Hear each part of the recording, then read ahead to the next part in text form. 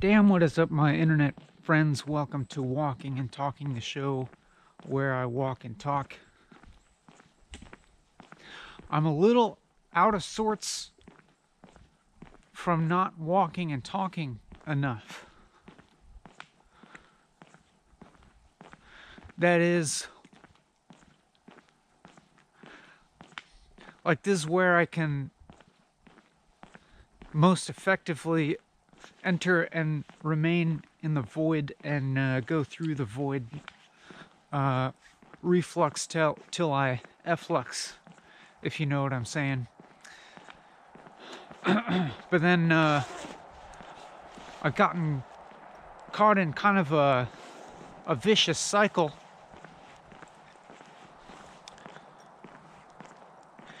of not feeling cognitively and emotionally and physiologically balanced enough to do the thing, and then so I wait. I'm like, I'll be functioning better on another day, but then still the absence of completing the video, it's like leaves me still with kind of some kind of lack that I'm then like gravitationally pulled towards, the dopaminergic carrot on the stick, so to speak. That is, how am I gonna not eat that leftover chocolate cake that's sitting there when I start to feel the neurotransmitter void descend on me. Then I get like overwhelmed by the reverse black hole. And as you may notice, there's what we could consider some amount of mental fog going on here. Hence, maybe some creative license with the way that I'm describing things. But if you'll grant me some metaphorical slack in the way that we talk here, or even better yet,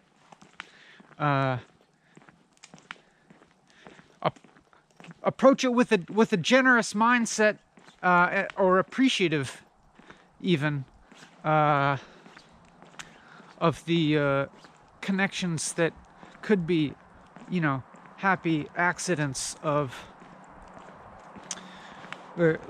cognitive muck that we may find ourselves in for a little while, but we'll also try and appreciate the digging ourselves out of the shit for its own rewards, for its own merit, like the actual, like, come to appreciate the digging in its own right, the shoveling, or the slogging. Like, put on your waders, or better yet, take them off,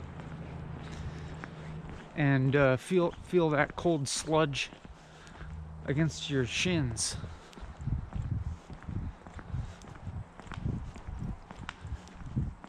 When I was talking about the reverse black hole, like, the gravitational pull of pleasure, there's,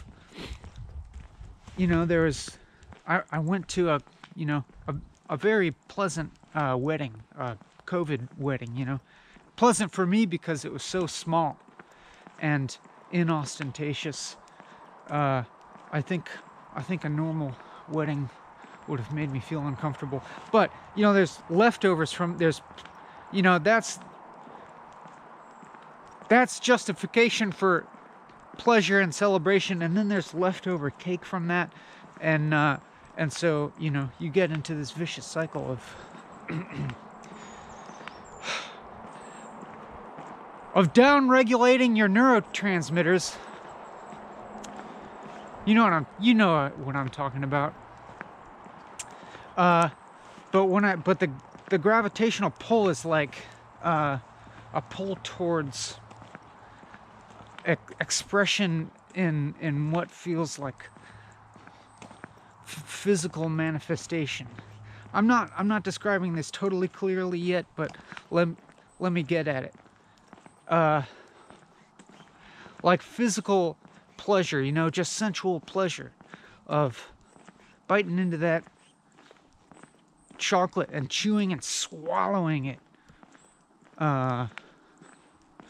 What's the deal with that? Even though I know the whole time that this you know has some kind of temporary down regulating effect on my dopamine transmitters, and then as well as the stimulating properties of the caffeine and the chocolate that I know have a destabilizing effect on my nervous system. You know, I'll be like kind of jittery after eating heavy chocolate, and then like hungover the next day. Does anybody else get that? I feel like I just get increasingly sensitive to what goes into my body, to the point where like any chocolate at all, actually, like any amount of caffeine at all,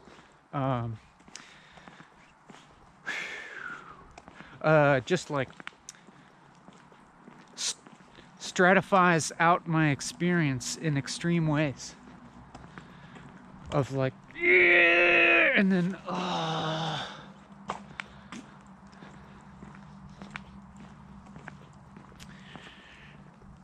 but that pleasure experience, that's like, that to me has something to do with like manifesting out of the void, like effluxing away from the more like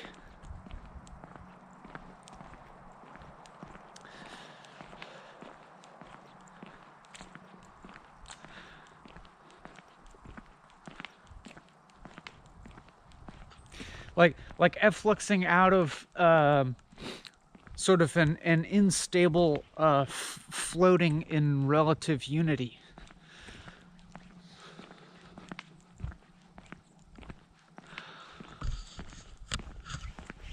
Like an affirmation of physical individuation.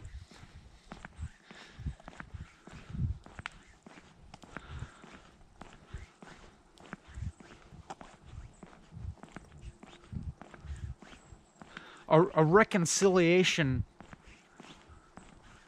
of individuation. Like why should it be so like painful or boring or mundane to be manifested in a body? Can't we spice things up a little bit? Can't we have a little fun? Give me that fucking chocolate. Yeah!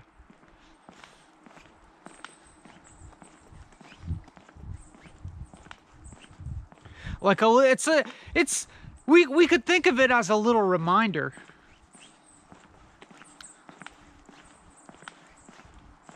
of what efflux is, of what individuation is all about.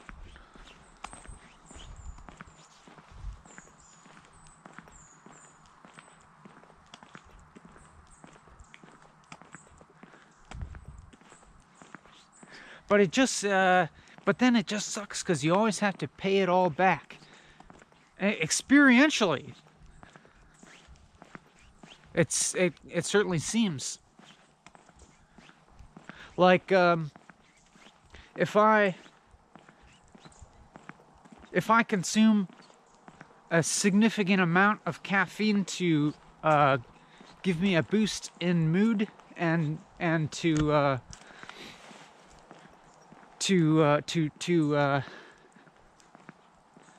assist me in viewing reality in an optimistic light,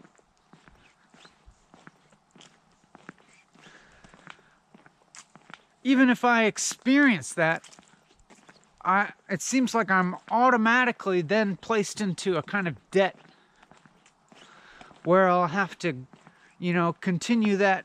I'll have to then maintain that caffeine intake just to now maintain relative neutrality, or I'll have to come off the caffeine and experience an equally compelling void of meaning and depressive, pessimistic view on reality that's interlinked with like low cognitive function, like brain fog, not being able to think clearly, not being able to like have any kind of integrated, comprehensive, positive, optimistic view of life and reality and everything, and then just like kind of go through that little hell for however long to get back to a kind of neutrality that is not dependent on the caffeine intake. And then, of course, I'm aware that having gotten back to even, then I have this potential to use caffeine again and like immediately feel and immediately be assisted in at least temporarily having this boost, and this at least what feels like a boost in the capacity for like integral creative thinking and learning and growth or something, for a time. And then so then it's kind of alluring.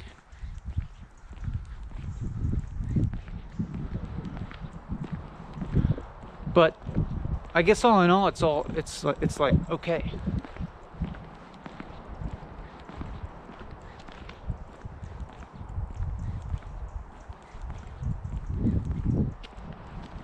Like what I'm describing might sound hellish, but it evens out.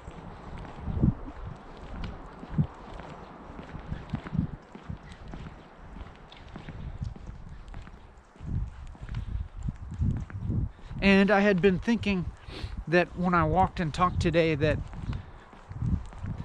I would really have to. I was anticipating real suffering, that I would have to,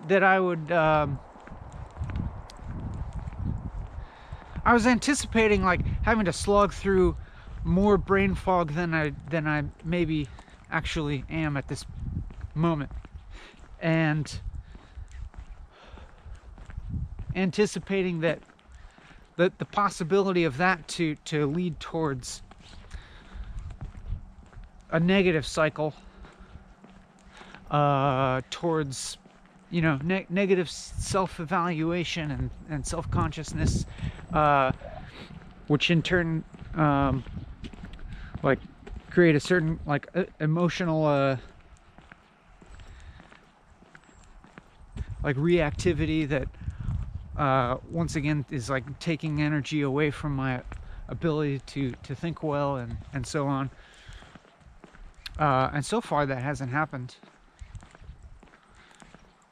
But I thought I would have to like do that as a form of burning through the karma of experiencing pleasure in life.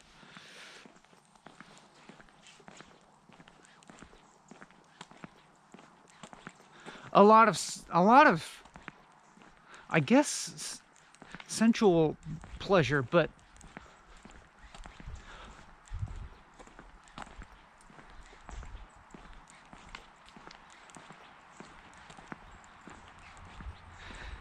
I guess now that I think about it, a lot of that sensual pleasure hasn't been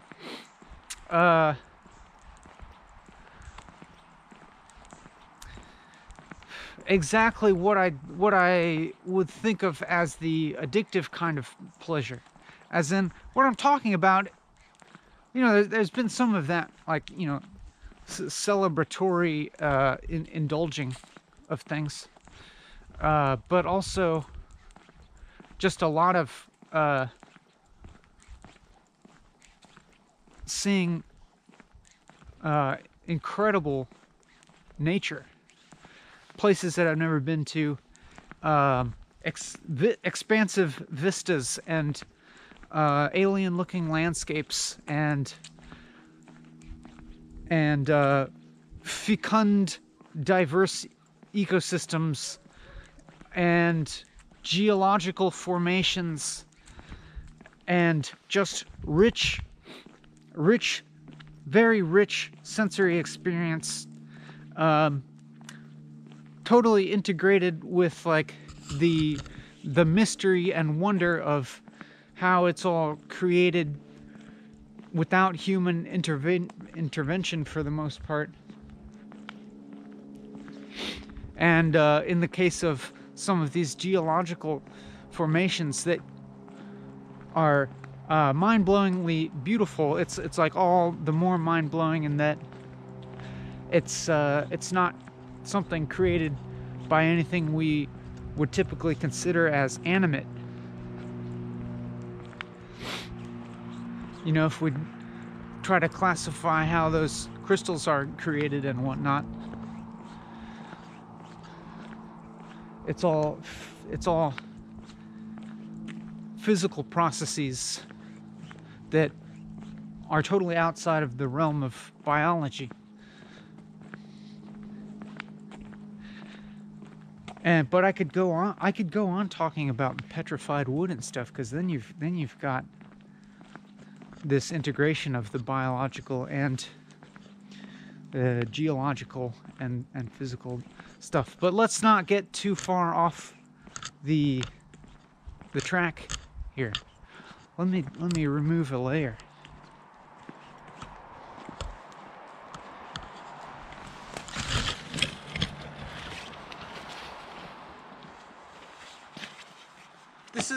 This experience is not nearly as scary as I was anticipating.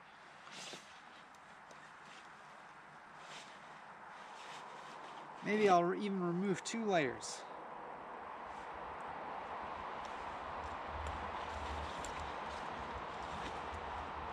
It's not as cold as I thought it'd be. I thought this would be one of those cold, bleak,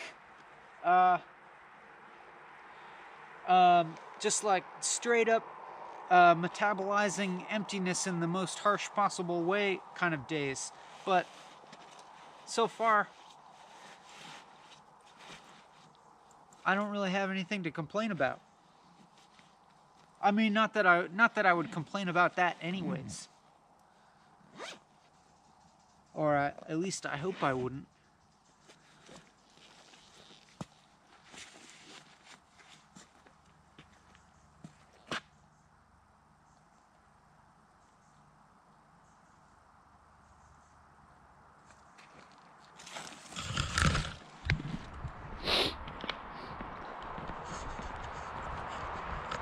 In fact, I feel quite grateful that I am doing this now.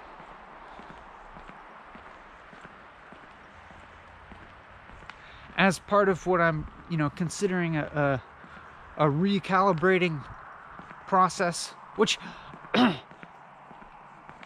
I realize I feel like I'm doing that all the time. I'm like telling you, like,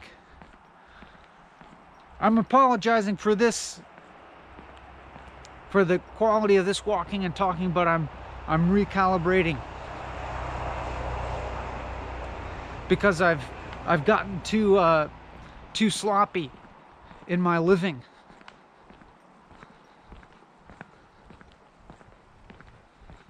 And gotten lazy with the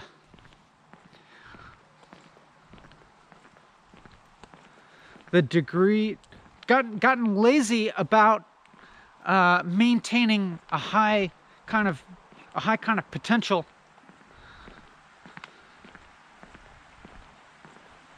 in my, like, cognitive, spiritual, creative capacities. Or another way to say that would be that I've been lazy about attending the void.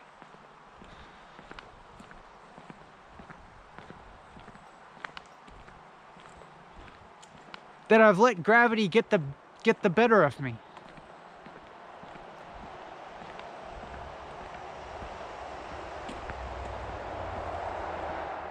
But it's all right.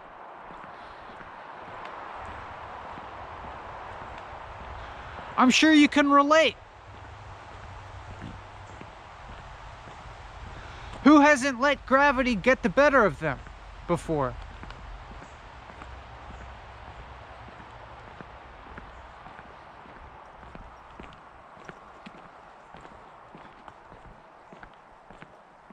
Who else is trying to escape the reach the critical escape velocity?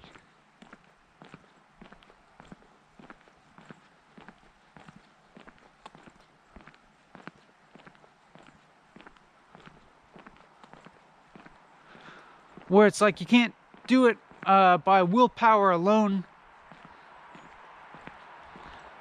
but instead maybe an analogy would be like trying to get off the surface of Jupiter. But I mean, I don't know if Jupiter has a really solid surface, but let's just say, get off the surface of a planet that is crushing you by getting into a black hole. But I'm saying the black hole is good. Let's abandon this metaphor. We could use it, but maybe there's something better.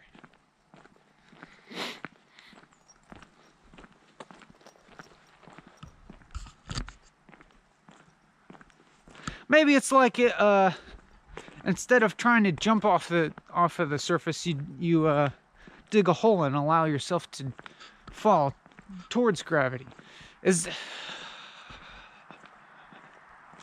That's not it exactly either.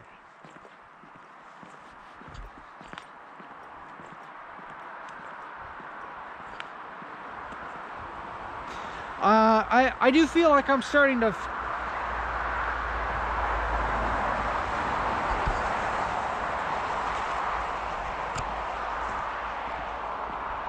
be floating a little bit in terms of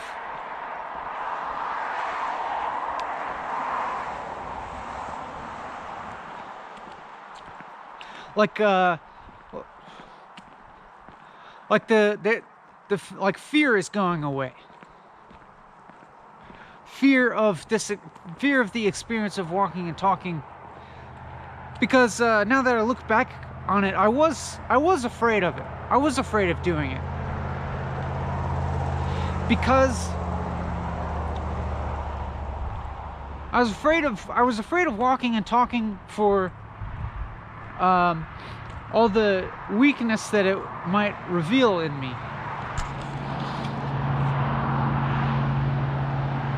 Sorry, I thought for a second that might have been a chaga mushroom, but it's not the right kind of tree.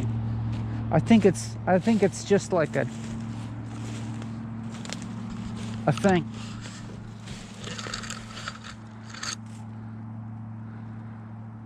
A growth on the tree. But it looks not totally dissimilar superficially to what a chaga mushroom might look like.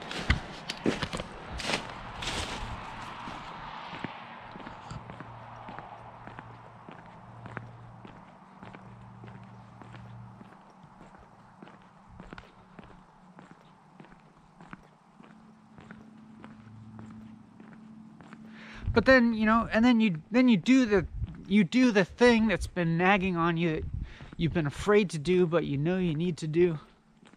And then once you're doing it, it's like, this is not so bad. The fear of it was much worse. Huh.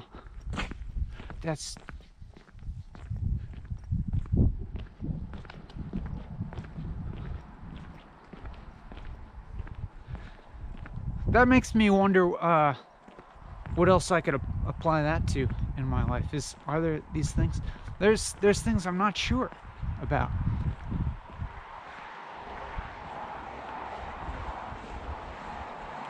But let's forget about that. I can think about that later.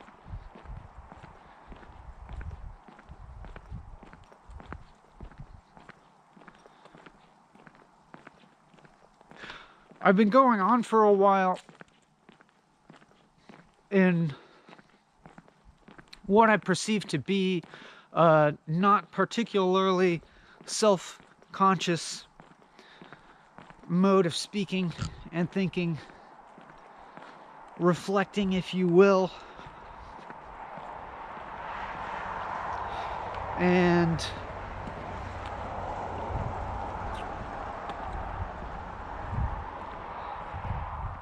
then there was one of those gaps where it's like, it seems like a end of a paragraph or a thought kind of came to a relative conclusion, and then the gap presents itself as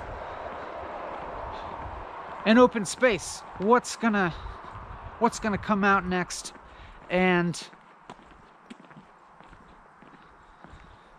I briefly glimpsed the potential to agonize over what to say next, and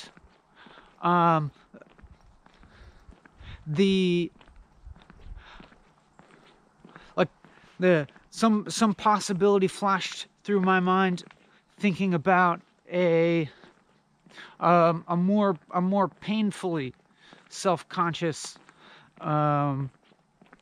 mode of examining my own thoughts. But then I quickly kind of realized that wasn't necessary, because then I thought about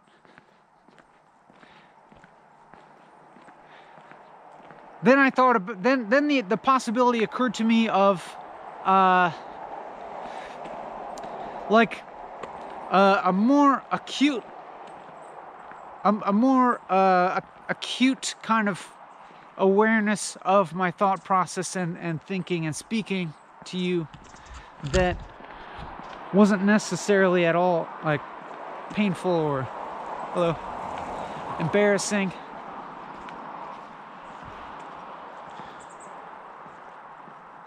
And some of that is, I think that's occurring a little bit. But what I mean by that is like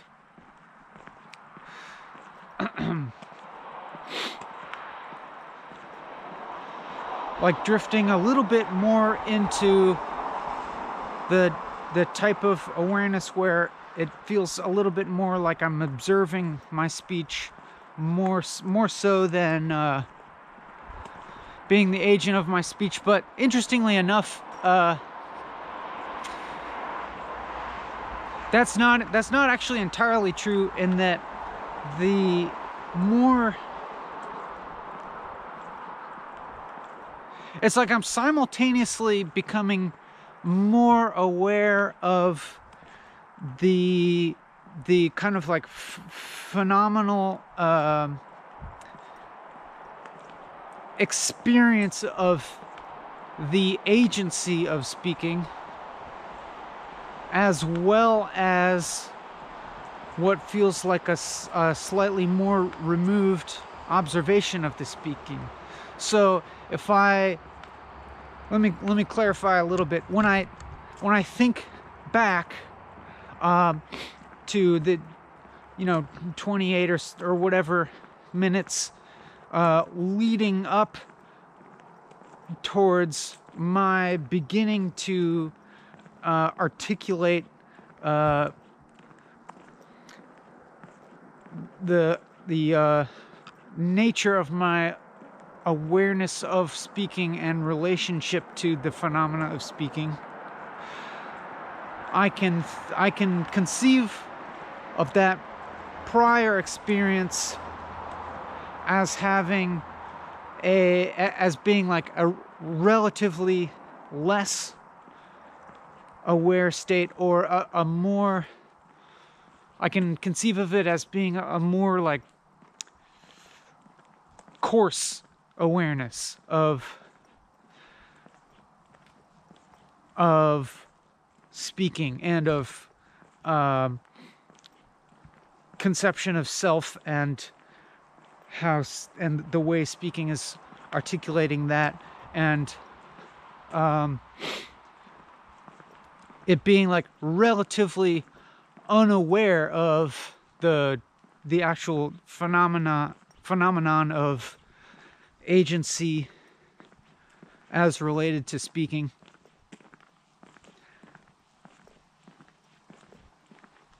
And also relatively just like also just a more coarse-grained observation of the speaking also.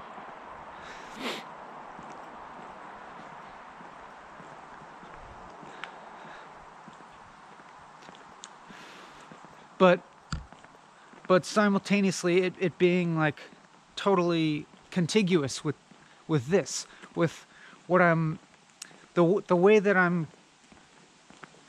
experiencing and speaking about experiencing now seems to be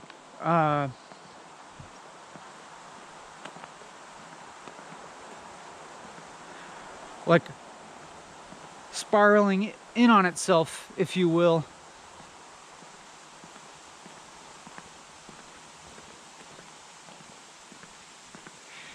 And I guess I'm happy to report that it's like an increasing, that I'm also experiencing an increasing sensitivity to my physiological state in a way that's not uncomfortable or excruciating or anything, and in a way that doesn't have so much to do with experiencing my physical state as discrete emotions, so much as it has to do with experiencing it as just kind of like change and process, and as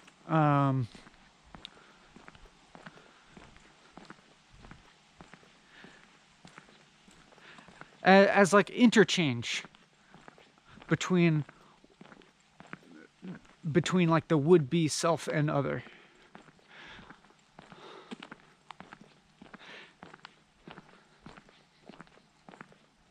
And when I say that, it also starts to give me, well, that kind of triggers me thinking about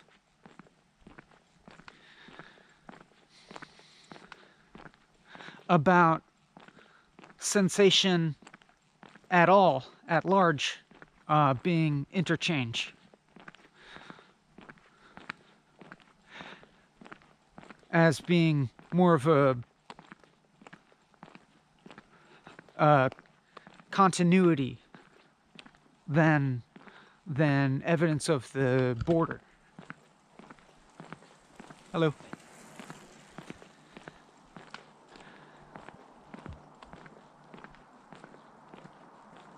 And of course, that's something I've thought about and talked about a lot in walking and talking, so it comes as no surprise that I would think about that. But then, you know, the thinking of it also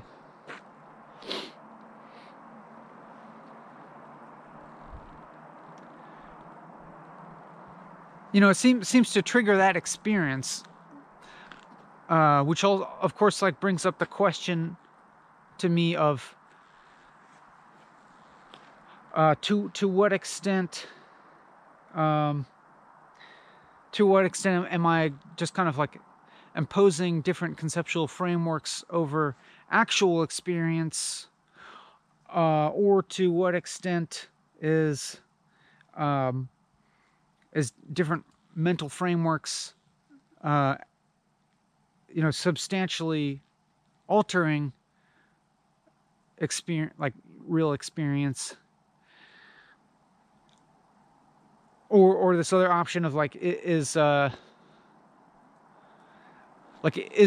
already a baseline real experience to which my conceptual maps of reality, my frameworks are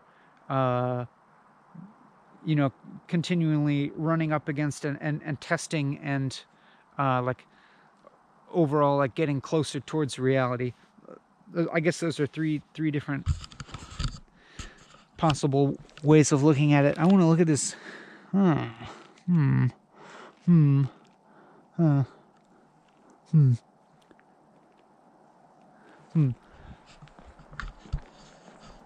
I'll just give this. Let me get a good gander of this mushroom.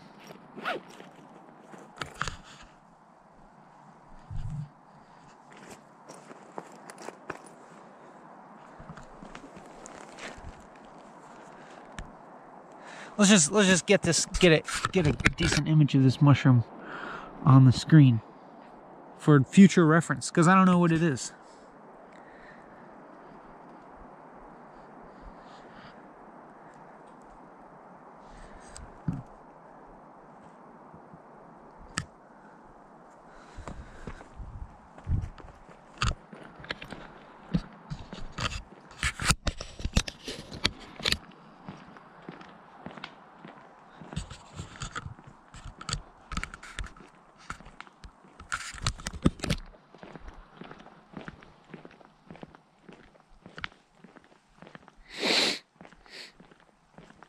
You know, I tried walking and talking in just some spectacularly beautiful places, and it didn't work out for one reason or another, which was very disappointing. But it was, yeah, I don't know. It was as if I lost to the landscape. The landscape overwhelmed me, or hey, lobster. There's some lobster mushrooms, I think.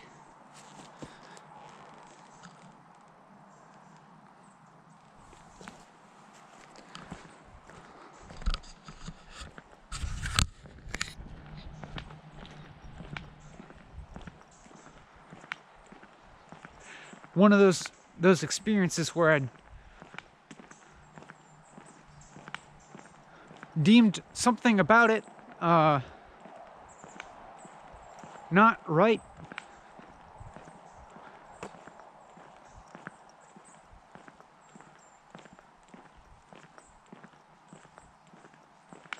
And which is a little mysterious, because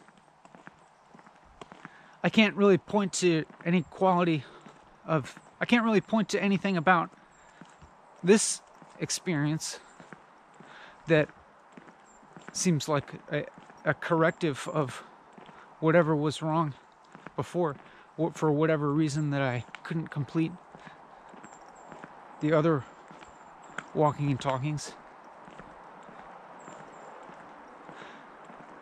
Like why I was feeling shitty and the walking and talking seemed to fail to not make me feel shitty in the past, but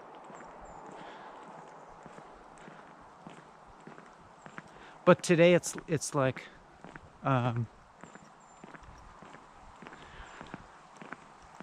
there's just like not really a question about feeling shitty or the feeling good or bad isn't a dominating factor here.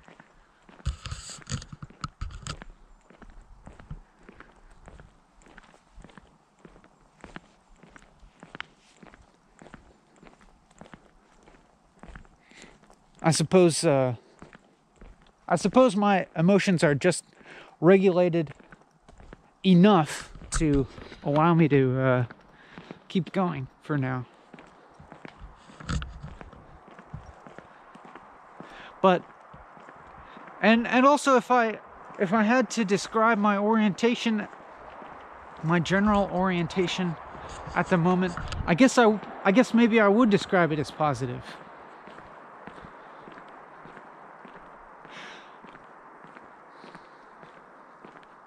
Like I don't feel any fear about the future of this episode, other than there's a possible fear that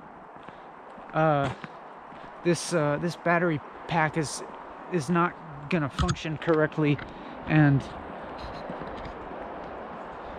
the camera's gonna run out of battery. Let me fiddle with this for a moment. Let me just give you some handling noise, and it'll draw your attention out of the simulacrum in a way, because you'll become aware of the camera and the screen and the speakers once again as a mediating factor. And maybe that'll even point you towards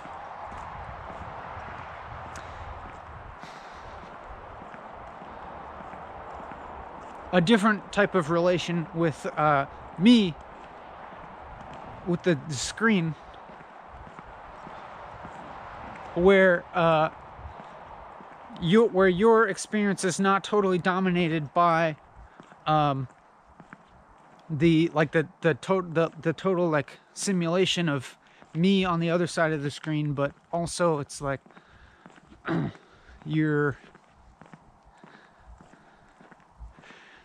that's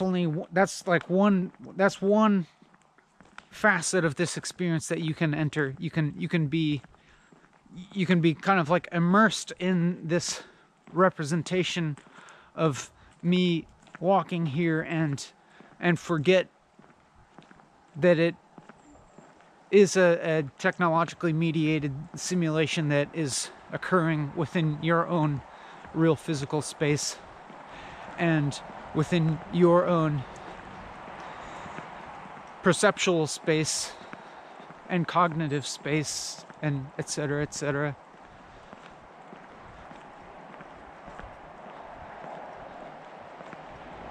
So yeah, let's go ahead and lean into handling noise, because I want the little indicator light to tell me that it's being powered by the external battery pack, but it doesn't want to. A cause for concern, but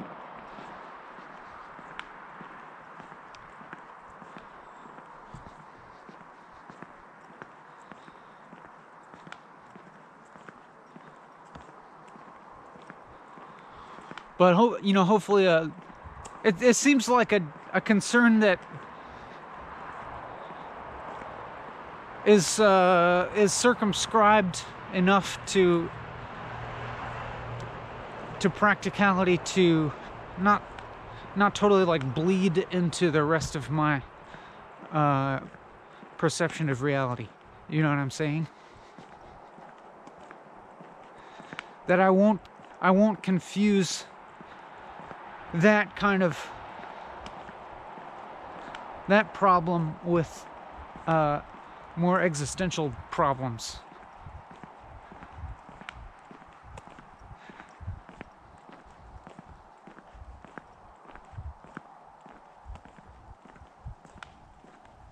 Or to put that better, that that's not gonna feed into any vicious cycle, let's say. Although, like, there's a real way in which, like, the battery running out and the video ending prematurely does present a problem for my present experience, insofar as our connection is an important integral aspect of this experience, and which it is.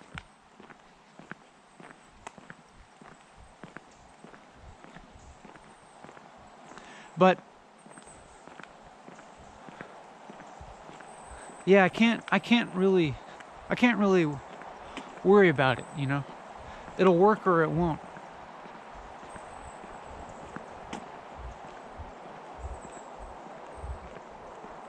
But actually, you know, I don't even have to talk about that, because, you know, you're watching this. Obviously, it worked enough for me to post it. Cool. I'm glad that worked out.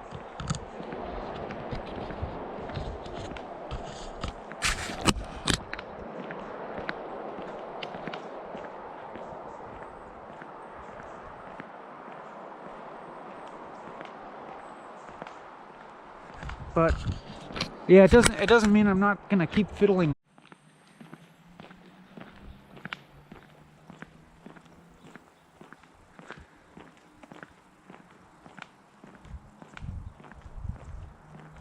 Yeah, I fiddled with it and then the camera stopped.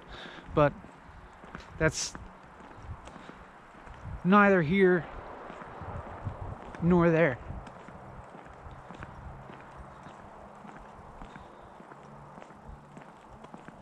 Now I'm in this moment.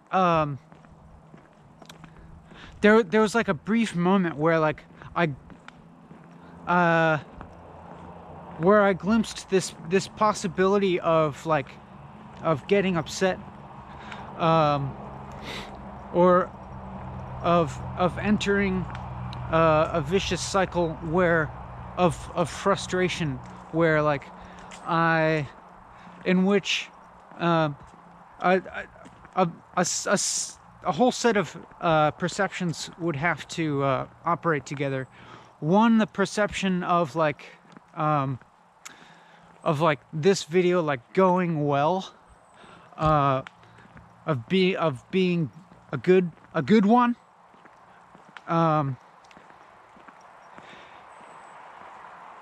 and the perception of, like,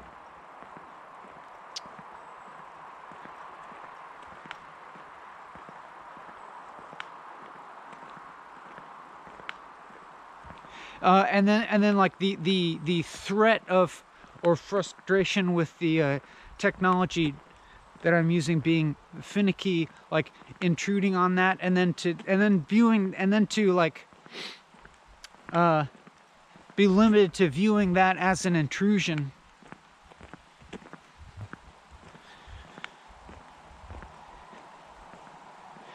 And then probably what would have to happen in order for me to, like, enter this vicious cycle would be, like, to then get upset at myself, get frustrated and disappointed with myself for perceiving that as a negative or as a problem, and then getting further getting upset with myself for getting upset, and then, like, you know, that just cycle, that like would just cycle into like a you know, a cycle of like self-loathing.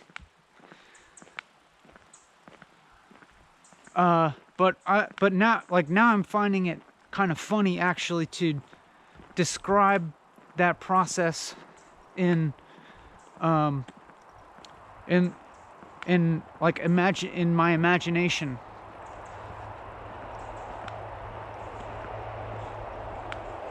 rather than reality.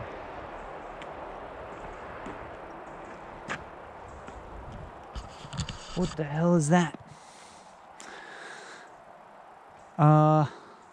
Is it barfed? Is it a smashed pumpkin? Is it a rotted mushroom? Is it an animal that ate a pumpkin and then diarrheaed it out?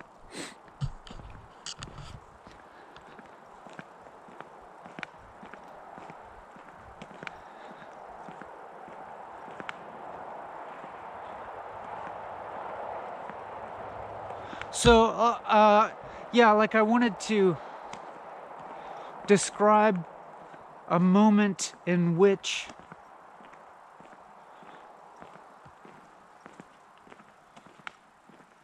but like none of those perceptions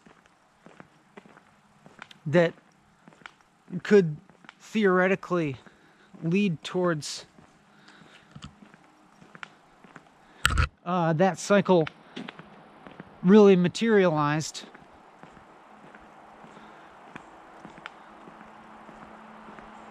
But they like materialized in the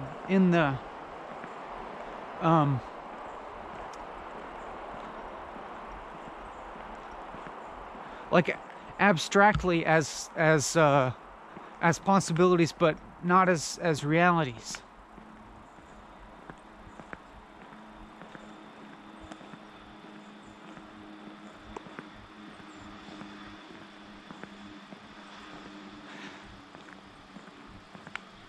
And like, yeah, I think, I mean, and I guess I'm thinking that like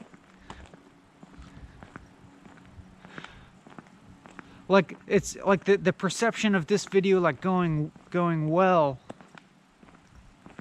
like the mainly like the a solidified concept of it going well,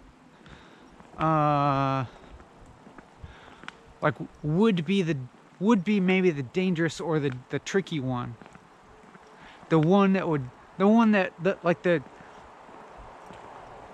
calcified thought object that would slip in without too much scrutiny. But then with that calcification, you know, other types of calcifications would like crystallize around it in the way that like crystals would form in a liquid around a nucleus.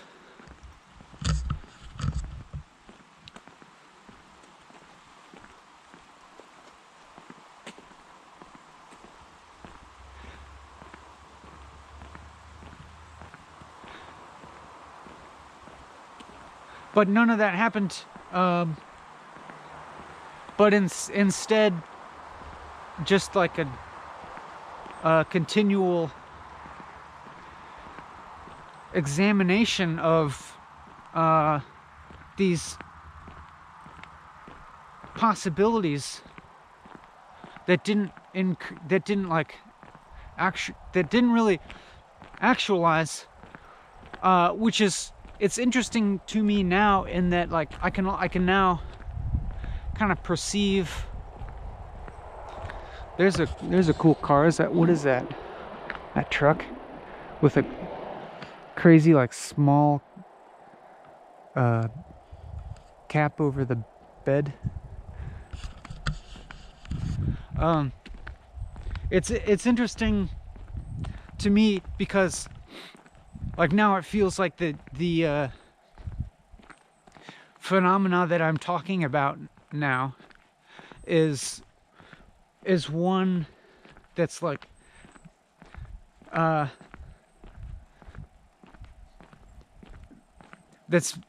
it's like a meta-analysis of something that didn't really happen, or something that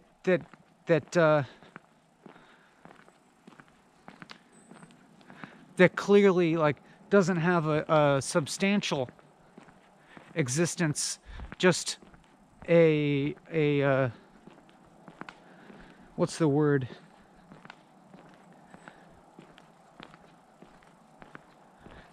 Just like a potential existence. So what I'm saying is that it feels interesting that what I'm talking about now, it really feels like it's just like a meta phenomenon of emptiness, or an emergent phenomena of emptiness, or I could say some like a form built out of emptiness.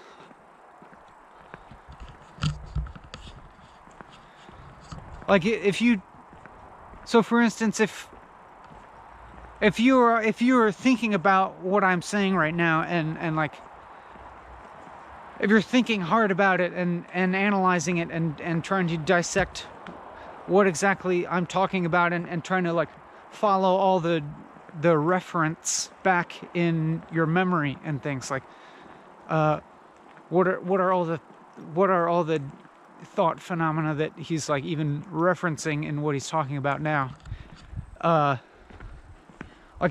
Even if you are actually successful in maintaining that amount of working memory to follow all of the strands of what I'm talking about now, like back to whatever their origin might have been, you will just come into basically nothing of substance, and yet at the same time you can understand what I'm saying. You understand the words, so it's like it seems like there's paradoxically both meaning and not occurring. And I feel happy that I feel happy about that. Like, well, I was gonna say I feel happy about that, and then I was like, what do I feel happy about? And I guess it's that I feel happy about feeling happy about it. And so you could say that you, and I'm willing to guess that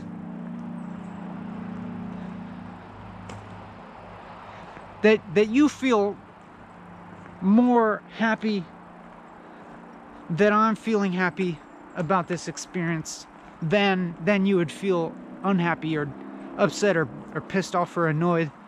I'm guessing that, and it could be said that both you and I are involved in a virtuous cycle here. That, but weirdly enough, I can't really point to any originating causality of that, you know?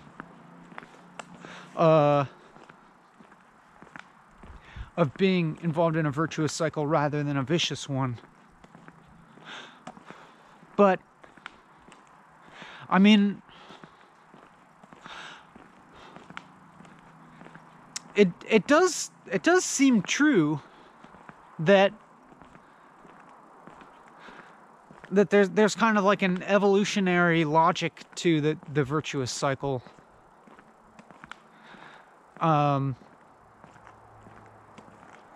Being able just to persist over time as opposed to the vicious cycle, because what's vicious about a vicious cycle is that it's like, its telos is like self-annihilation. Like and I'm not necessarily talking about like self-annihilation of the person, although that does happen. But I just mean that, like, the vicious cycles in general, it kind of seems as if they by definition have a terminus. You know what I'm saying? That they're like by definition not sustainable. So in the context of this video, if I were really involved in a vicious cycle, it would probably just result in me like either stopping the video or not posting it. And so, like, henceforth, there's just kind of like a self-evident, it's kind of like, now it strikes me as kind of like self-explanatory why this video, and henceforth you and I, involved in this mutual experience of this video, that we're involved in a virtuous cycle, or that this could be considered as such. And like, as I say that, like, I feel even more kind of grounded and affirmed in reality,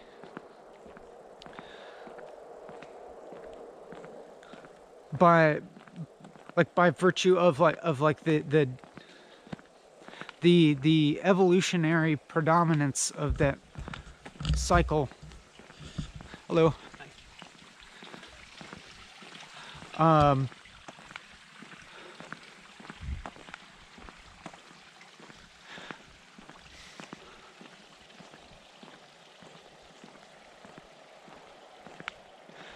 Like feeling that in a way it has its own form of gravity.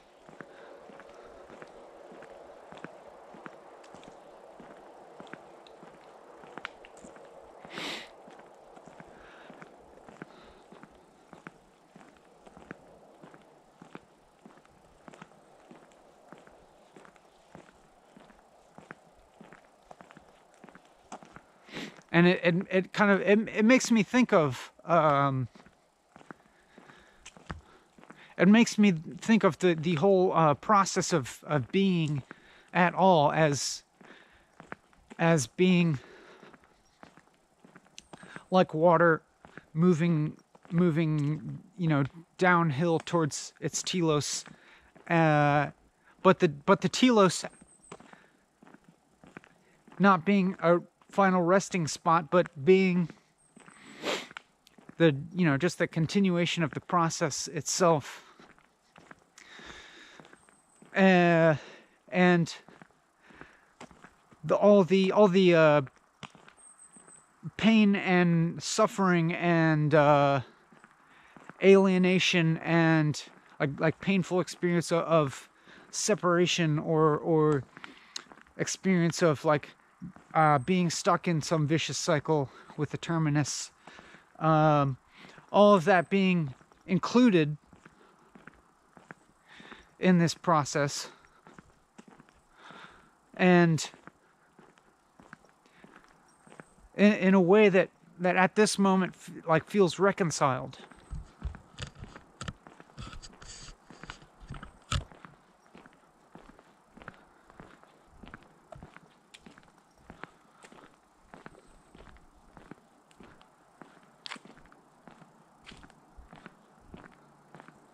Like taking, for example, how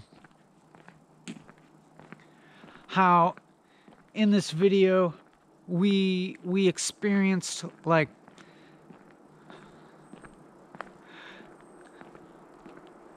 this understanding of the potentiality of a vicious cycle, with a, with a self-annihilating terminus to it.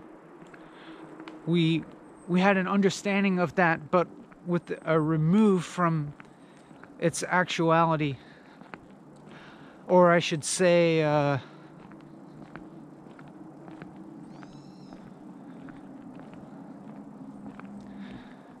like, to the extent that we can understand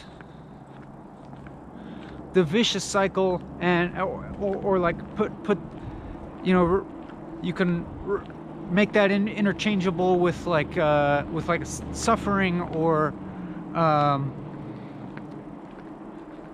like an unsustainable state,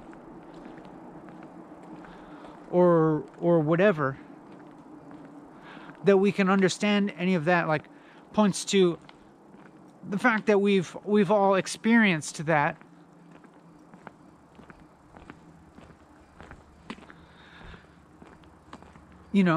Like undeniable, like that the abstract notion of it is here, present in this reality, like, kind of,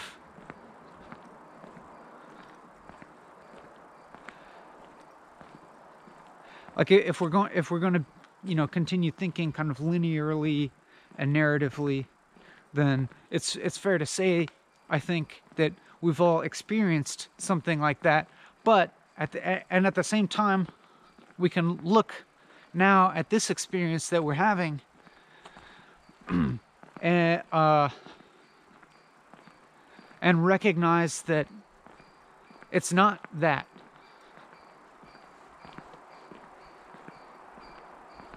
I mean, I'm pretty sure. I mean, unless unless you and I are actually just involved in a vicious cycle that's like so large that we can't see it, and that, like, maybe this, like, process that we're doing is actually like some kind of like addictive behavior that just happens to like feel really good right now. But like, now that I think about that, it also feels like that, like, that's a matter of framing, and that also it would be, a bit of a stretch of framing of things to analyze it in that way.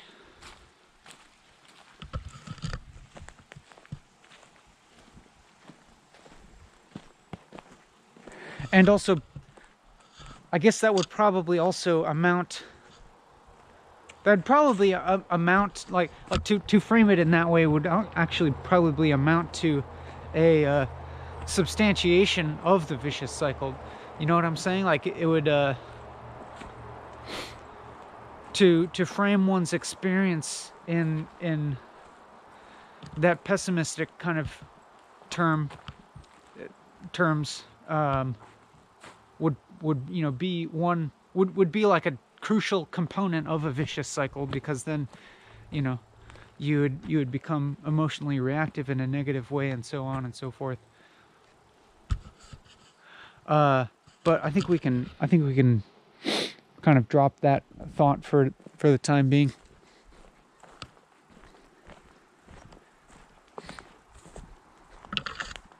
I think it's thoroughly debunked enough.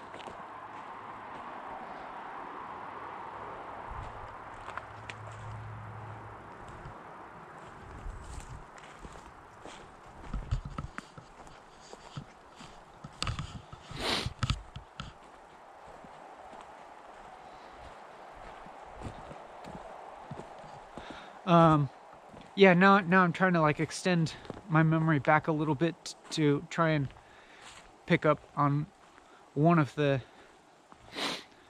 trains of thought that we've been on.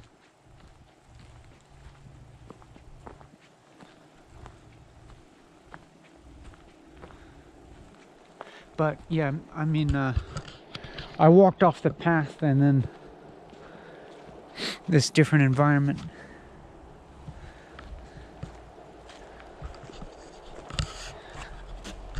Put a slight interruption into things.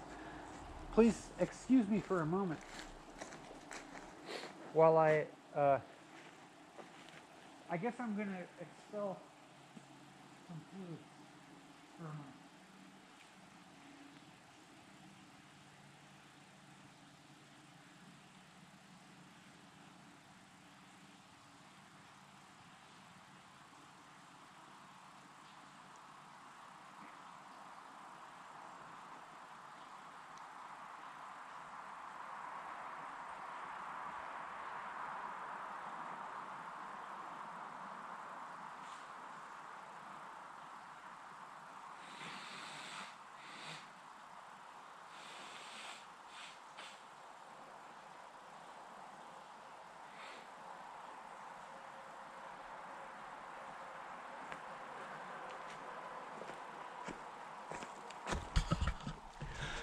I feel as if I could go on talking for a long time about this affirming kind of experience of reality.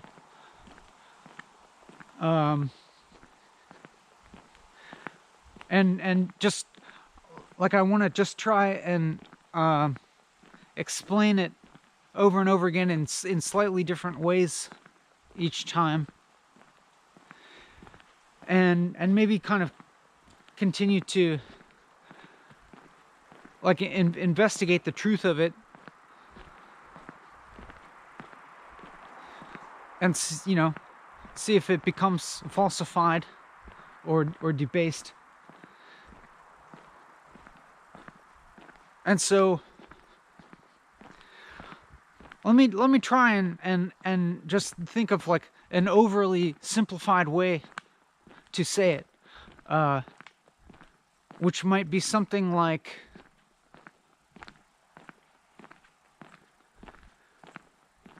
it is good that we exist. Like, I was thinking for a moment, and it kind of it boiled down a little bit to that.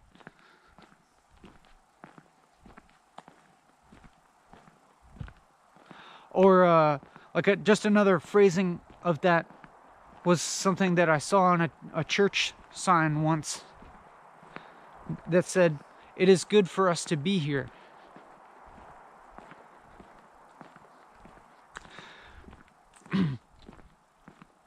Or another way of saying that is that, like, our existence in this moment and goodness are the same.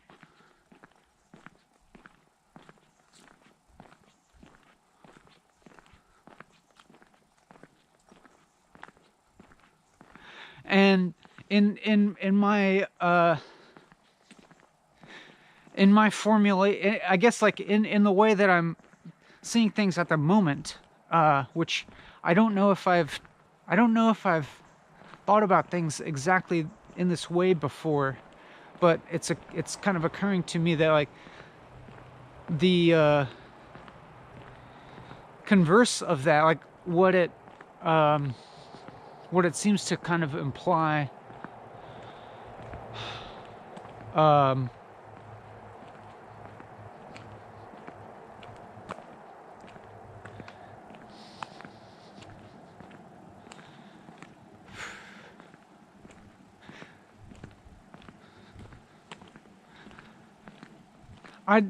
I think maybe it's something along the lines of, like, badness or evil or suffering,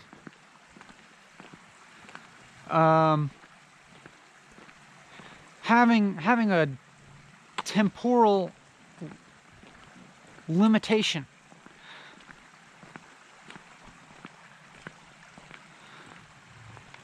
but goodness not having that. Is this am I cheating? Am I like committing a grand falsehood by saying these types of things? I would be more suspicious of myself if like I felt like my kind of emotional tone of expression were like ecstatic or manic.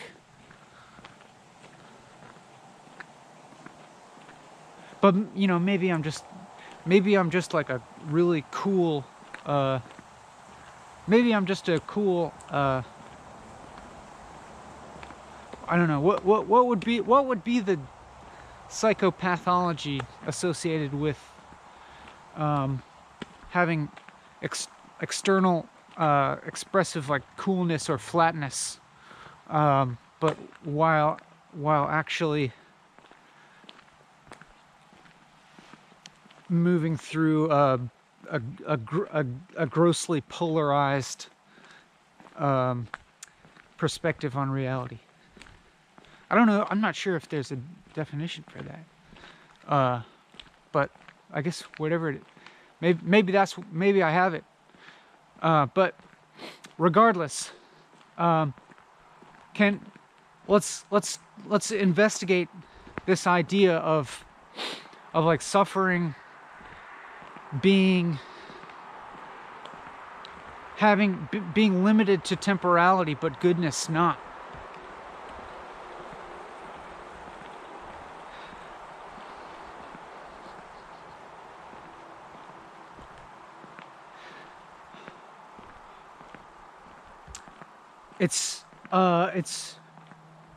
It's pretty interesting, because I can say experientially that when I'm suffering, I feel very limited and beholden to temporality. I feel constricted by temporality. I feel like temporality is oppressing me. Just and it's like you can kind of like extrapolate this to the problem of mortality, that mortality is kind of the fundamental problem of temporality, that by dint of us passing through time, we're always moving towards death. Or you could point it as like we're always dying. Like me, like oh man, how have I, you know,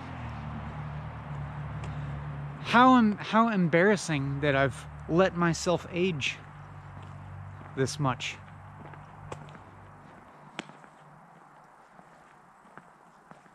How could this happen? How could this happen? That I'm all the time moving towards death. Damn it. Darn it.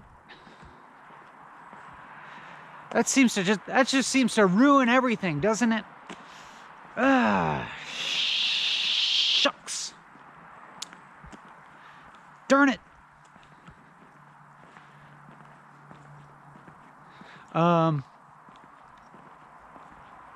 But then, you know, like you have all kinds of versions of that, like all kinds of mini versions. Like it's almost like it's kind of like suffering.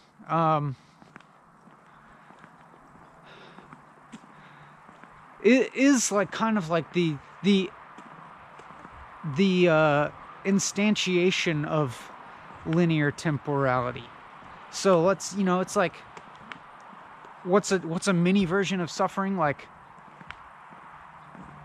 having to pee really bad and not being able to. And so,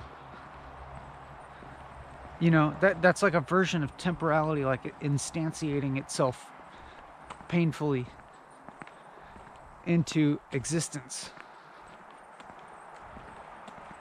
Having a headache or whatever. I mean, I guess the other very like totally reasonable way to think about it is that the suffering, like, you know, makes you more aware of time passing.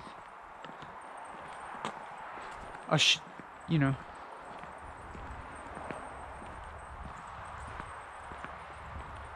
like that joke that you know, researchers found that happy people live longer lives, but then on the other half, but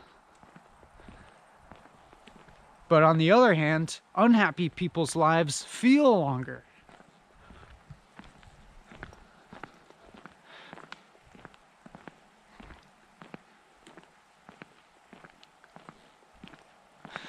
Like I'm trying to see if this correlation or this linkage is something real.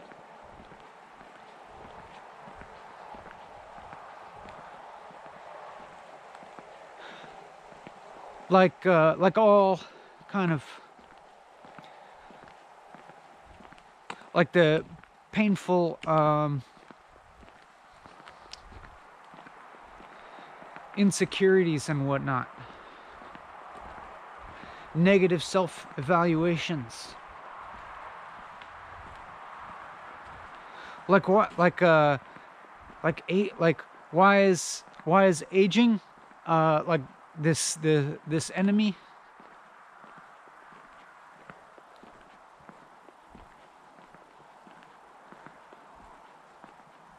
And why is youth seem to be so desirable?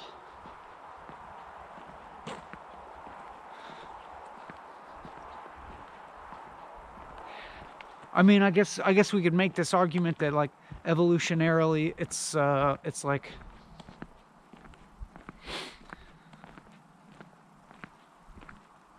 we want youth either in the version of ourselves or who we fuck, or our babies, as you know, a drive towards continuation of life. I guess that makes sense.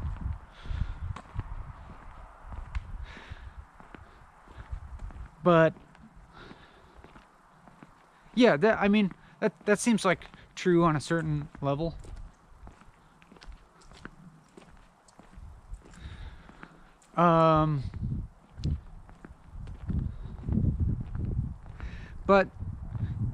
But it's also like,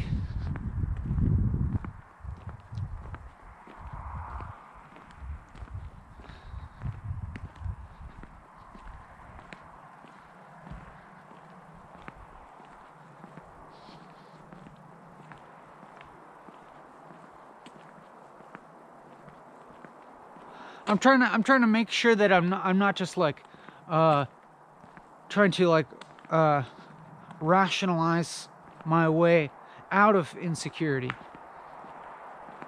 about, you know, I'm trying to make sure that I'm not just like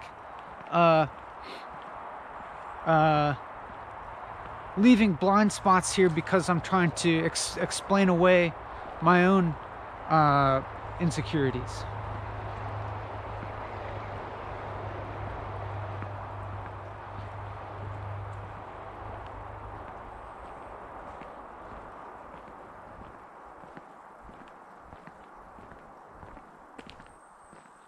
But I also want to stay. I want to stay honed in on investigating for the moment this question of, you know, the relationship between the linear experience of time and badness.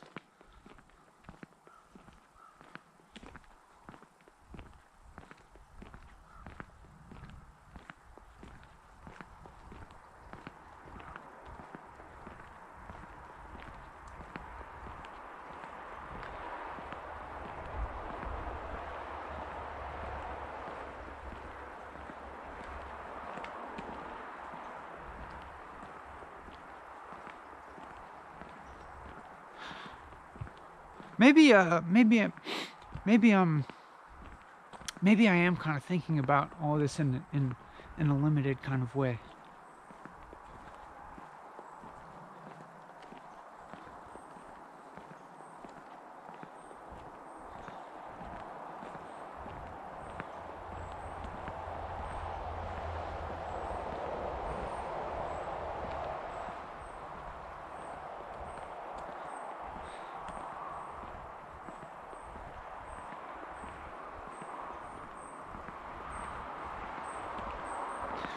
Because first of all, I think we need to backtrack here and like maybe make some kind of distinction between evil and badness and suffering, like and pain as well.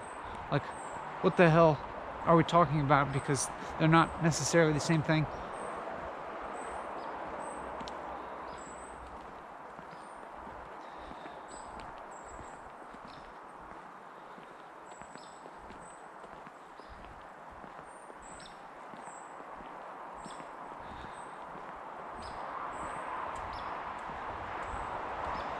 But I do think that I can say, like, with some confidence that that the dissolution of the linear experience of time is like pretty much correlated with the dissolution of the experience of suffering.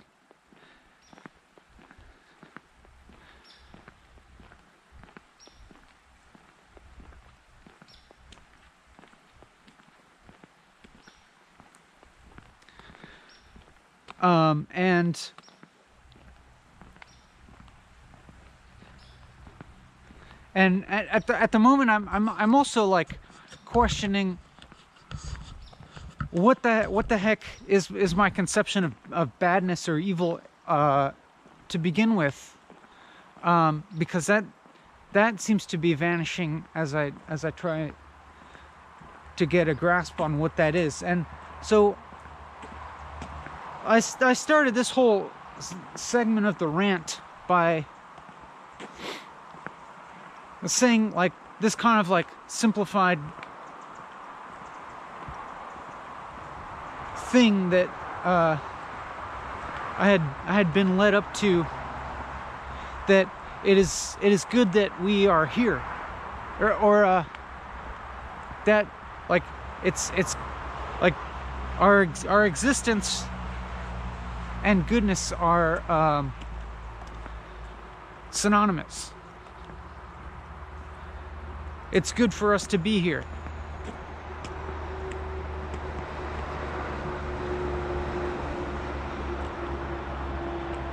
Like in a really in a fundamental way that encapsulates and reconciles and holds all of the pain and suffering within it.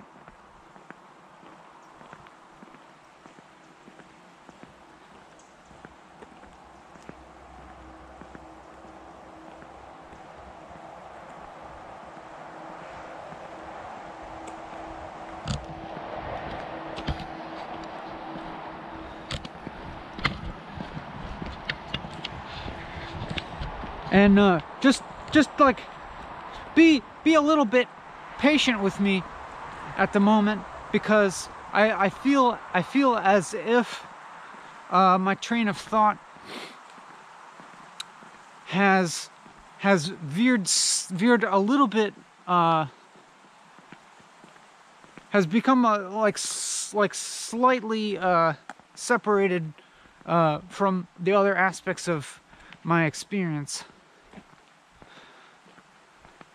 And in that way, like starts to like lose the feeling of truth.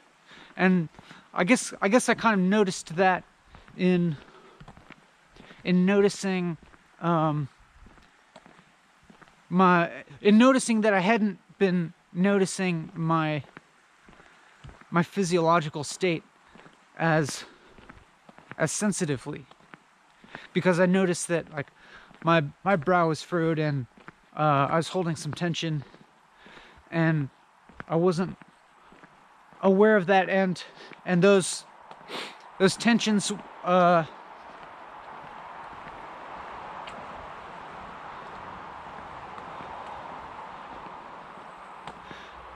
we could think of them we could think of them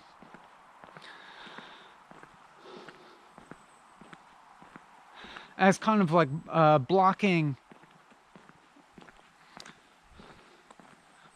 phenomena between self and other, and then in that way kind of creating the self-other dichotomy, and also like actively creating the sense of the feeling of linear time, of you know, like how I was talking about having to pee as being like this undeniably experienced manifestation of the linearity of time. It's like all sort of physiological disequilibriums can be considered that, I think.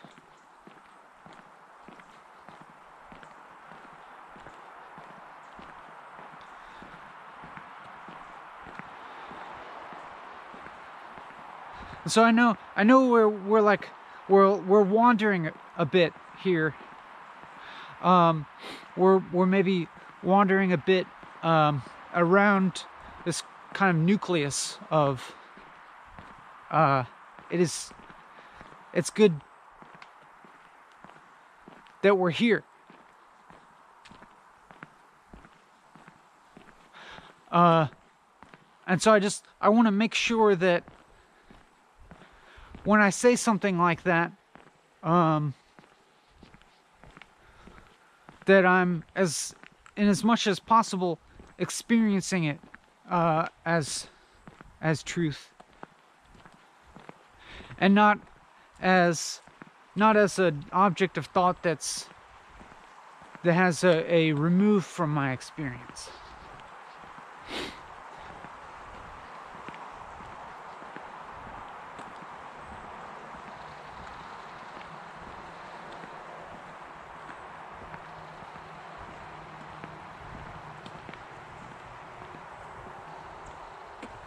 So I guess I'm just trying to be transparent about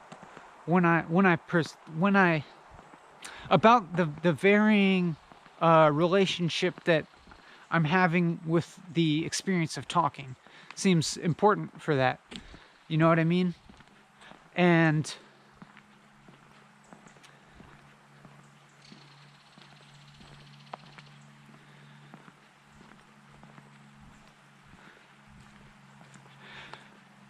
so it's interesting when I kind of notice my speaking as being a component of this of some kind of conceptual process that that I in moments feel disidentified with, like, or as I like start to see that conceptual process occurring apparently without me, or as not me, or what I happen to be the perspective that I happen to be identified with at the given moment.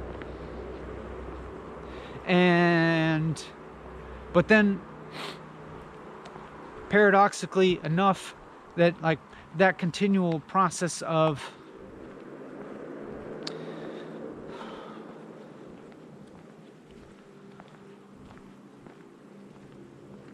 disidentifying with a thought process that's taking place seems to lead towards identification with um, a progressively more expansive perspective.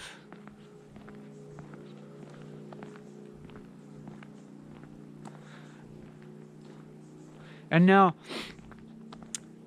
I feel very aware that um,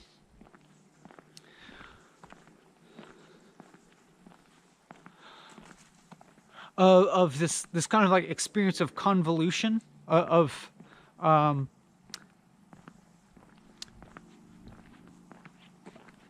of like any supposed like explanatory utility that we might have been on track of is kind of like getting like blown up into you know, zooming in on all the various facets of this experience in a way that could feel kind of like overwhelmingly endless, or that could be interpreted as frustrating, in that like we want to arrive at something. And but I am like, I am kind of like keeping in my head as some kind of nucleus of what we're doing here, this phrase, I guess.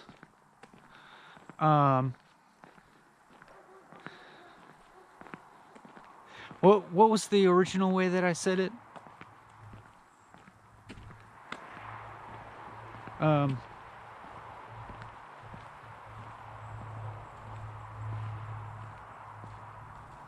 I mean, like to the effect of that there is this experience, like, is a fundamental good. But as I started to formulate that summation of what we're talking about in my mind just now,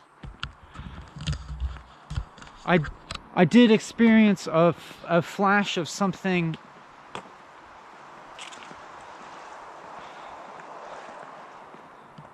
that kind of like destroys the necessity of even that phrase, or even that conception of things. Like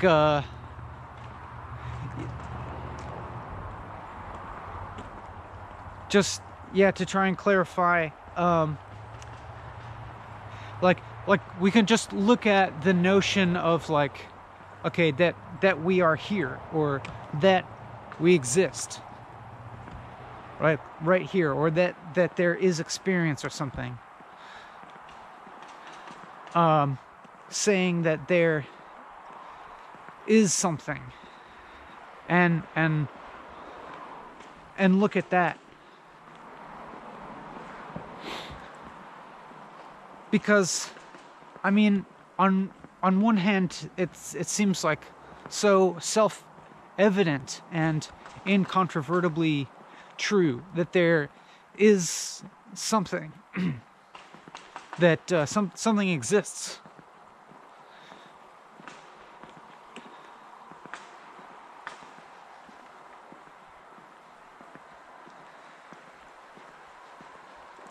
And I'm not necessarily talking about like the apparent solidity of things, of the apparent superficial concreteness of things, of like self and world,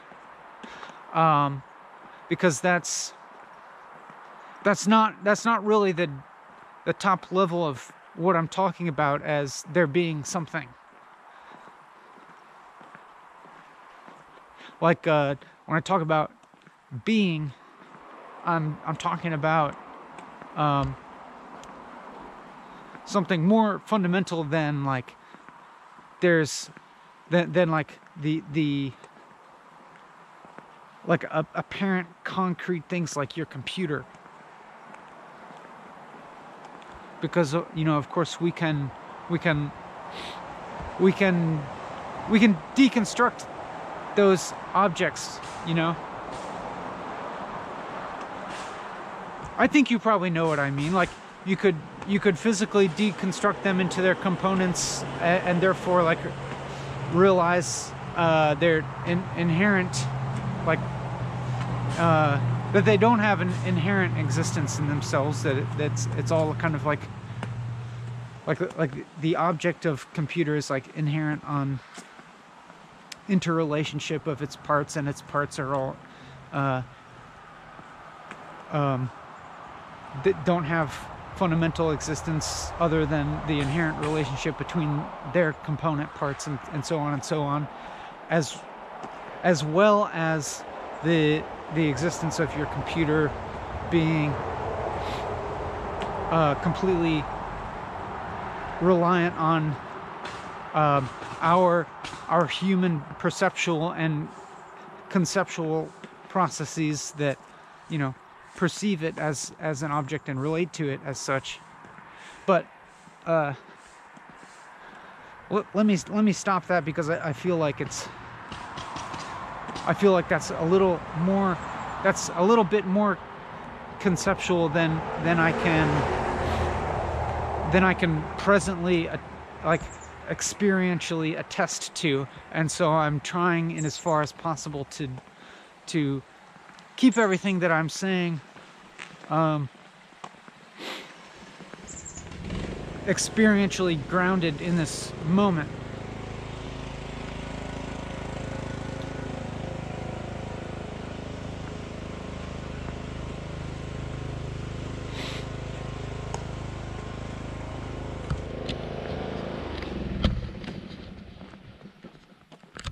But yeah, we got off on talking about, on kind of examining the notion like that there is something, and it's kind of hard for me to articulate, but it's kind of like if I kind of like try and assert that, its opposite kind of starts to reveal itself the more that I try to assert it. So for instance, like, you know, just like try this experiment of like there's definitely of like thinking to yourself, there's definitely something like I am definitely substantial. I'm here. I'm a body. I have a body. I have a mind. There's an I for sure. There's the world for sure. Here's me. I'm experiencing the world. And so obviously there's something. You know, I can sense that there's sensory experience. And for me, as I like kind of experimentally like make those assertions, I can't help but observe them when I make them, and then it's like something of their emptiness becomes apparent. Something of the opposite becomes more apparent, and but even if we, you know, even if we do kind of transcend the self-other dichotomy, and I guess this is a good time to turn around. We're getting closer to the road. Even if we do transcend the self-other dichotomy, and you know, we're unproblematically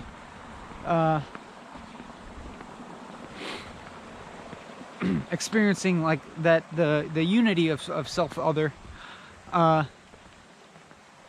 we might still be tempted to make the assertion there is something, like insofar as there is experience, like there's like even if there's sensation, that's something, you know, even if I realize like there's not inherently a self separate than the other, and I feel like I'm experiencing the dissolution of that dichotomy, there's still that I am experiencing at all. There still seems to be sensation. You know, there's, even if there's that unity, like that unity is something, right? But still, when I, in my experience, when I make that kind of assertion about reality, and I like look at that, like a similar thing happens where the opposite of that, or the emptiness of that, becomes also apparent. And like I don't want this just to be a purely conceptual thought experiment, you know, where you like just like break this all down in conceptual terms. Although, like, I know that the I realize that what we are actively doing is like, you know,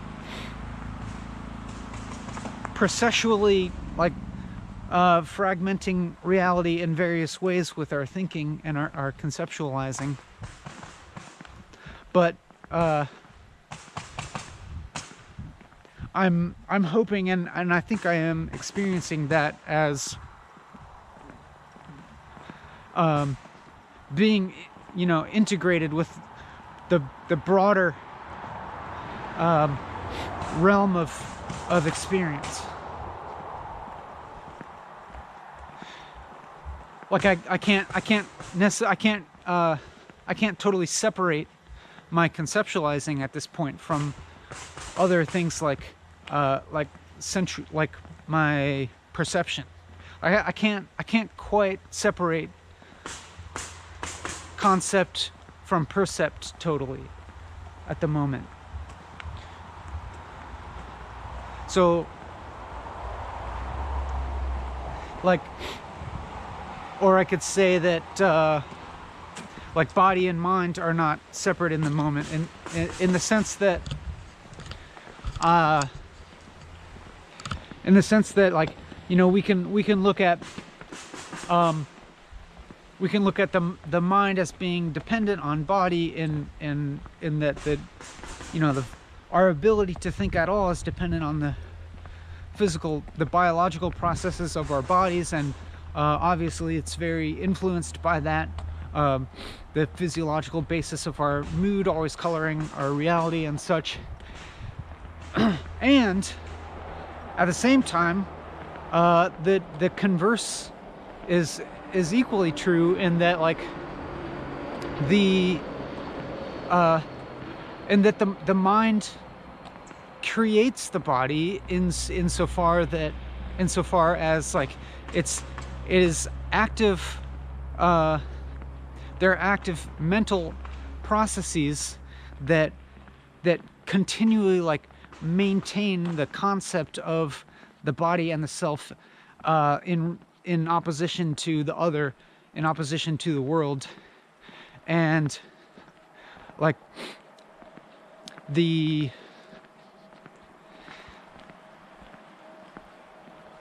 is possible to experience the dissolution of that in a way that is as real as anything. So it's kind of like there's that paradoxical interdependency in which, like, each of those truths would seem on the surface to negate the other.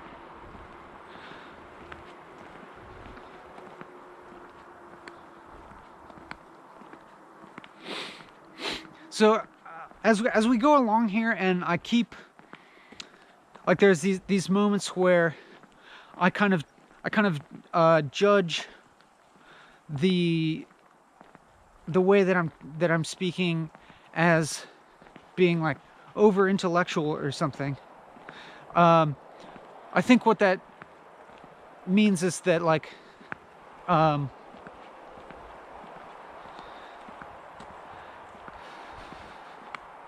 Hmm.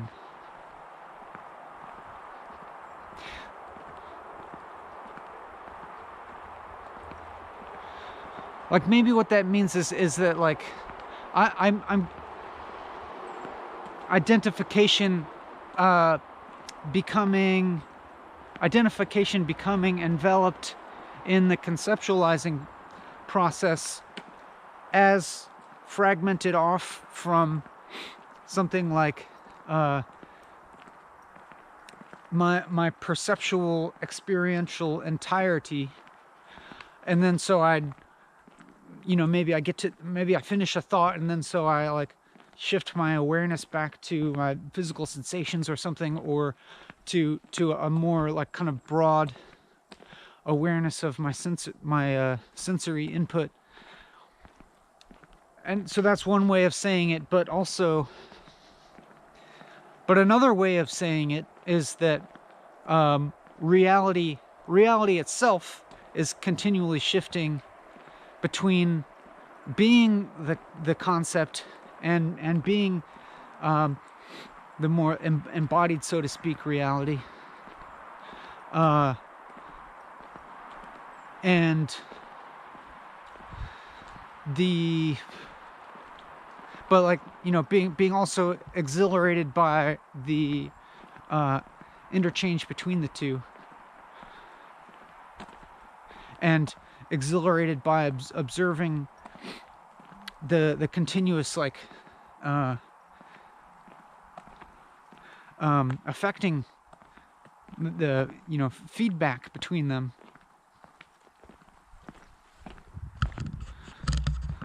And so that there's an inherent kind of question there of like, is there a reality outside of your experience? And so one true way of answering that is that yes. And then another true way of answering that is that no, your experience is reality. But don't take that in the kind of like naive solipsistic sense.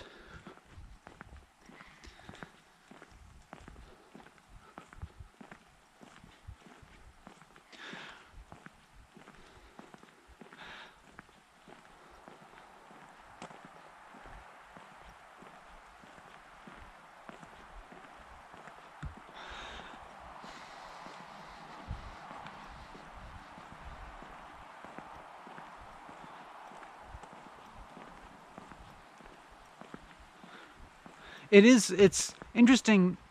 Each time I stop talking,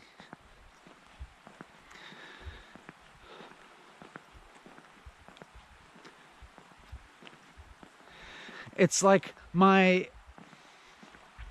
I'm stopping talking and I'm like temporarily outside of thought. It's like the thought is appearing to me now then as memory.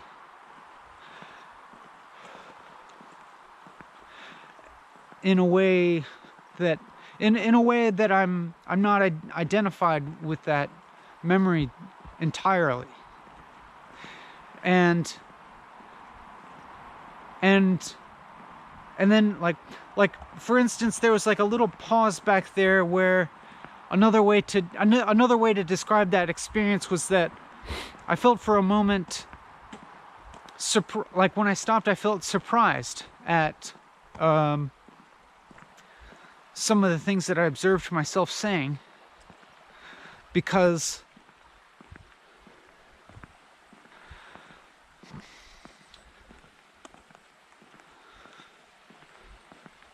they just seemed like kind of new in like new appearances in what would be my self-conception.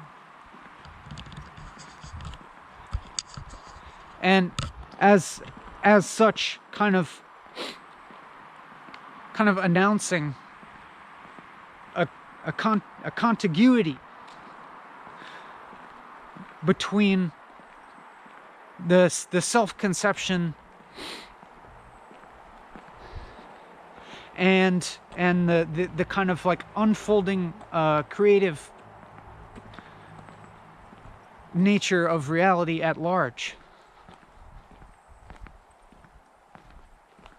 which is kind of to say, like,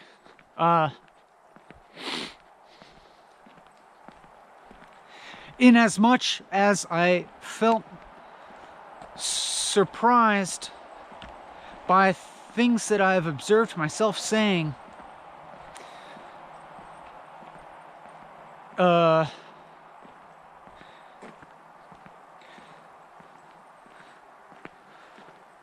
it also amounts to that also amounts to a dissolution of like the concrete understanding of myself as such.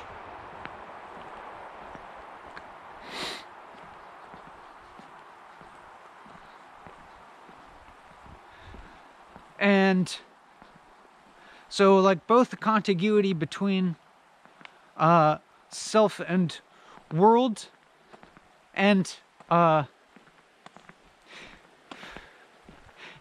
with you also.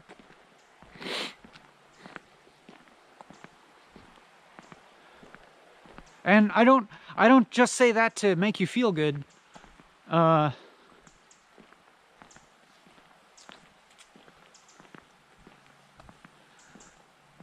It's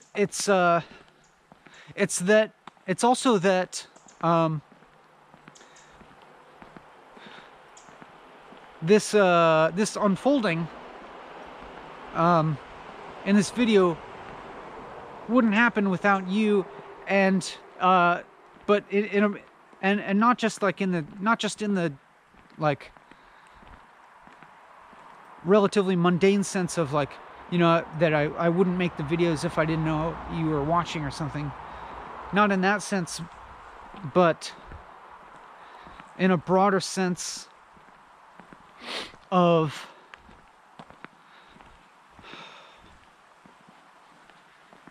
that, well, I guess this is probably, this sort of thing has been said a lot before, that like myself would not exist without you. Like I just wouldn't exist without you. That the only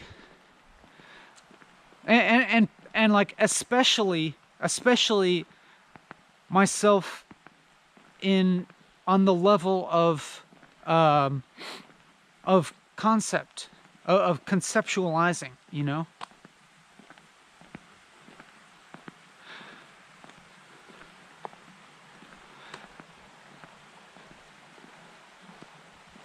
So like maybe like myself as a body, as a biological body, does not exist without the whole biological basis of the world, and that does not exist without the whole physical basis of matter and energy and whatnot. But then also this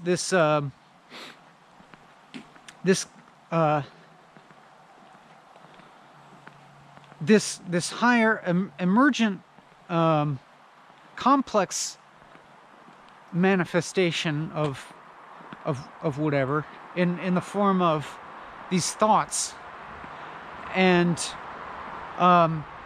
even more so than the thoughts themselves, but the whatever hard to describe process that is occurring here in this experience.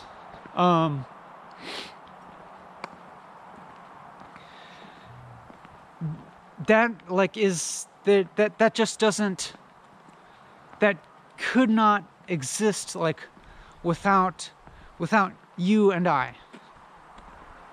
You know what I'm saying? And of course, like, you know, even when I use the words you and I, it's like with a little asterisk around them, or with scare quotes.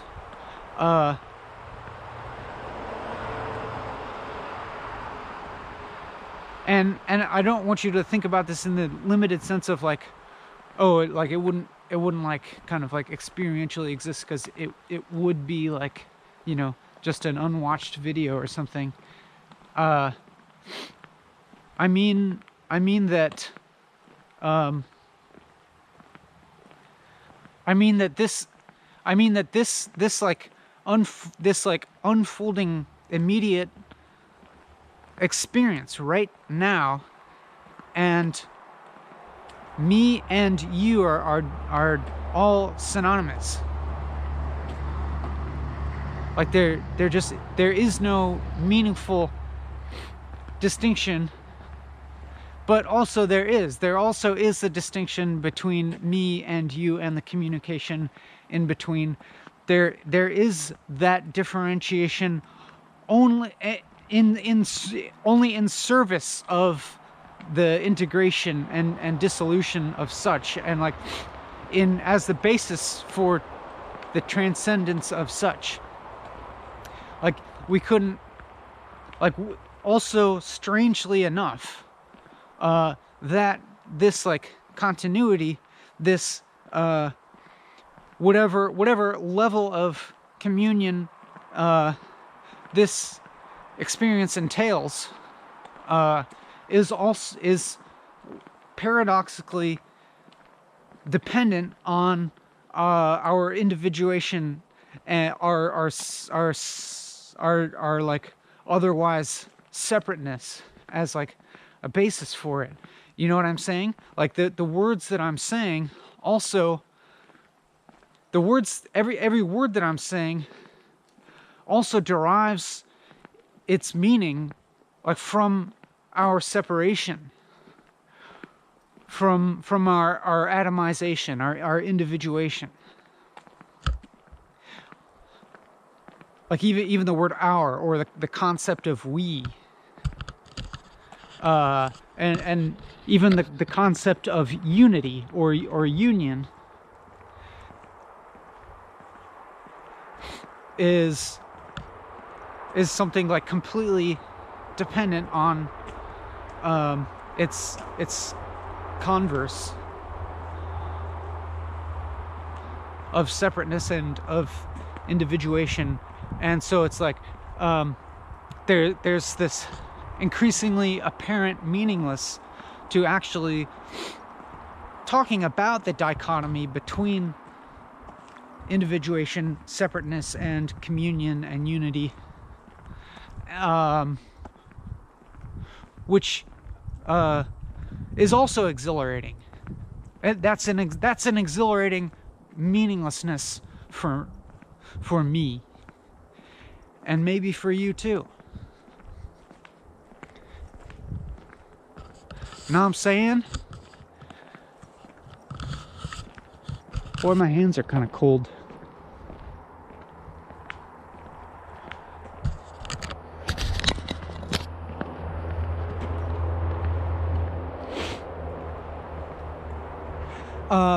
But even beyond that, like what I really feel interested in right now is like this kind of assertion that something exists, which of course is like some kind of, which of course is the basis to my earlier statement that it's good that we exist.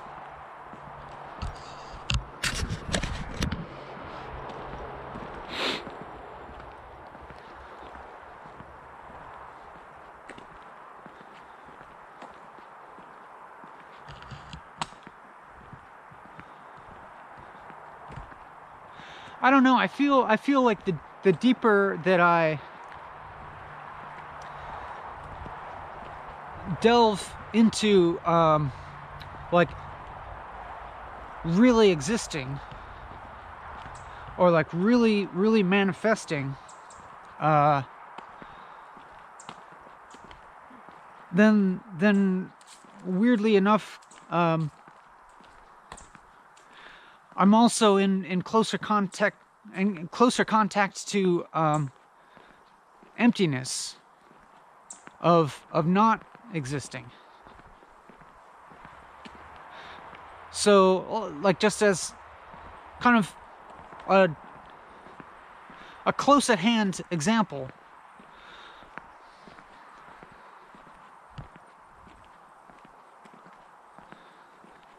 I mean, could be to say that,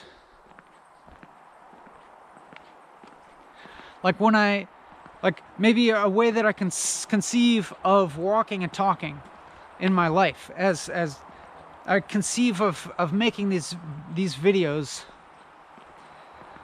or as close as I could get to having like a why to making these videos, would be, I could describe as something like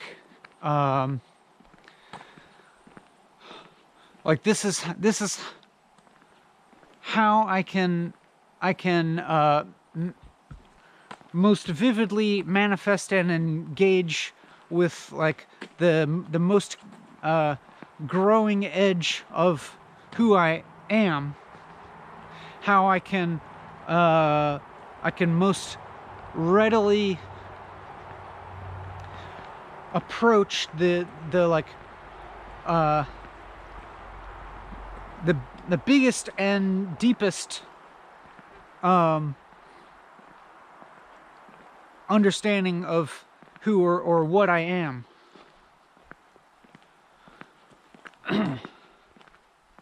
And so I could, like, a sort of like a simplistic way to put that would be like this is how I be in the world, or how I like appear in the world in the most meaningful way, apparently.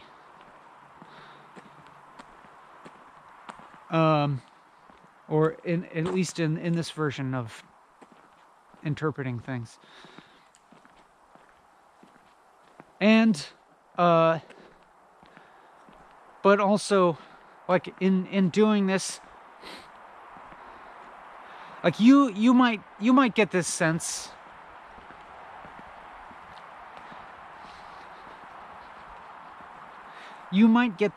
sense that, like, the more there seems to be meaning in these words, like, the more there's also an emptiness of meaning, an absence of meaning. Like they are, like they're in play with each other, creating each other.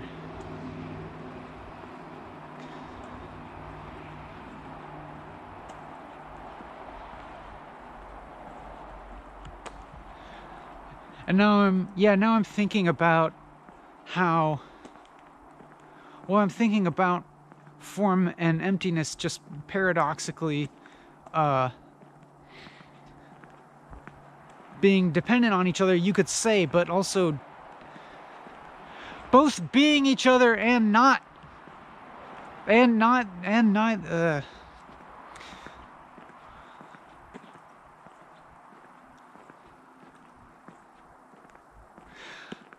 So there wouldn't be this supposed experience of meaning making if there weren't the opposite of there being like a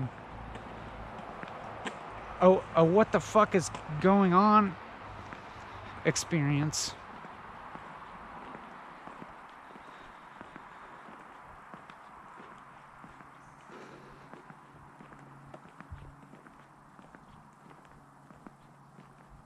And similarly, there couldn't be this experience of like, what the fuck, without the referent of meaning, without having this referent of like feeling like I have some idea of what reality is. I mean, this is obvious, right? I'm just kind of like continuing to like point out dichotomies and their interdependence on each other, which is getting a little boring at this point.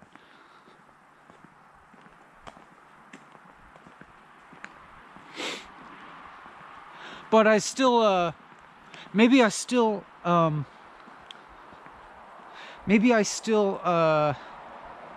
feel as if I'm experientially privileging the notion that there is something exists.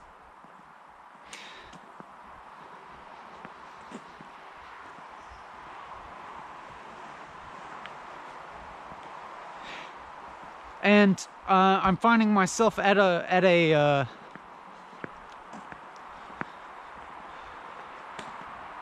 hard pressed to meaningfully articulate the opposite of that.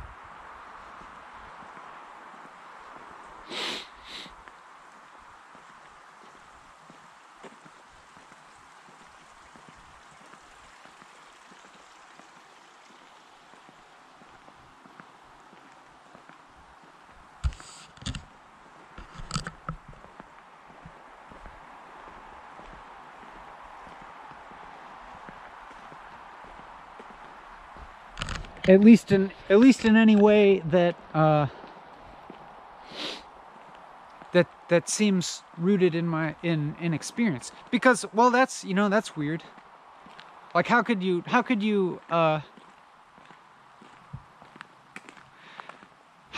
substantially talk about nothingness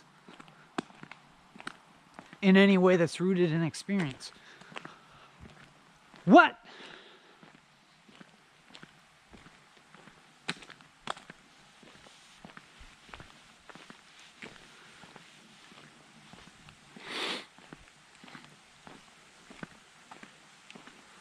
Huh?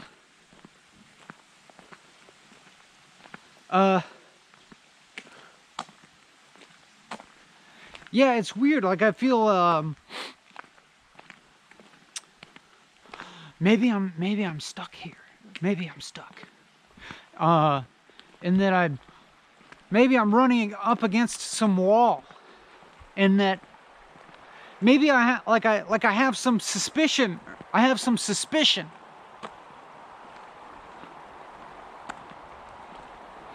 about the assertion that there's something. There's something.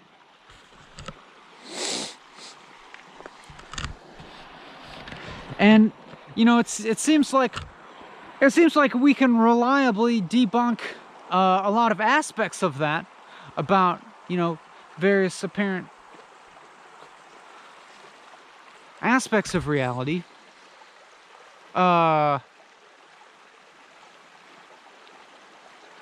But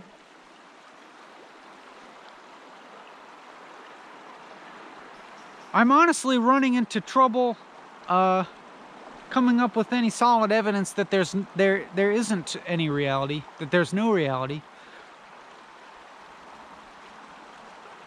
But other than this ongoing kind of uncertainty when I try to make assertions like, yeah, there's definitely something.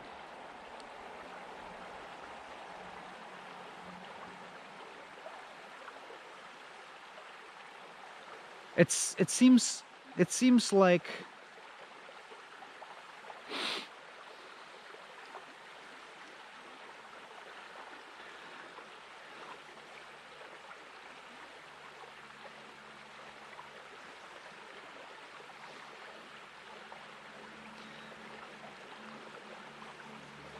seems like the best I can do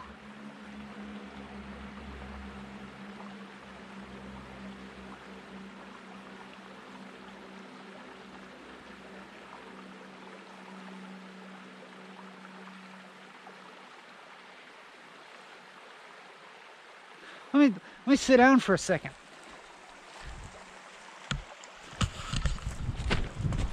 Please, let me sit down for a second. Thank you.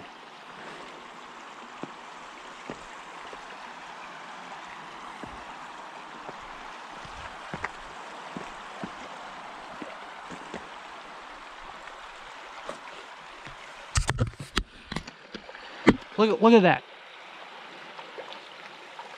Not don't please don't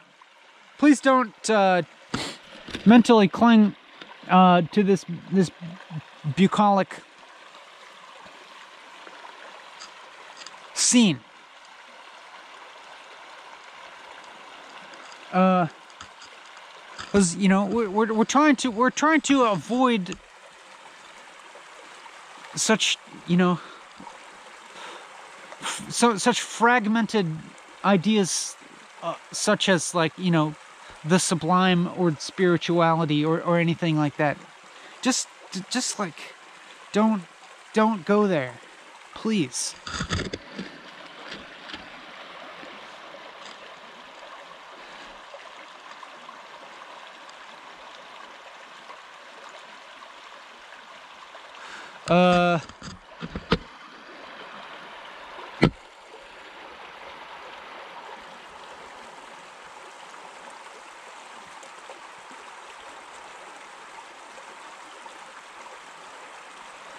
Yeah, I don't know. I'm still thinking about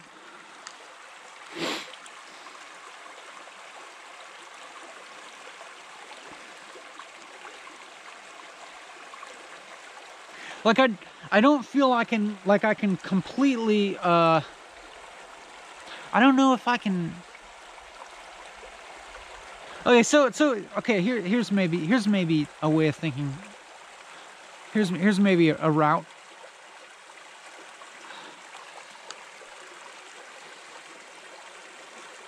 It's like when we don't look at it.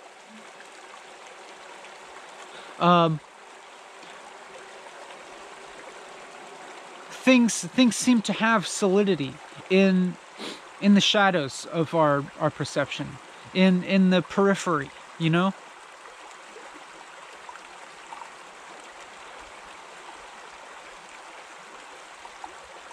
But it's not in their, not like at the heart of their essence, when you really look at anything.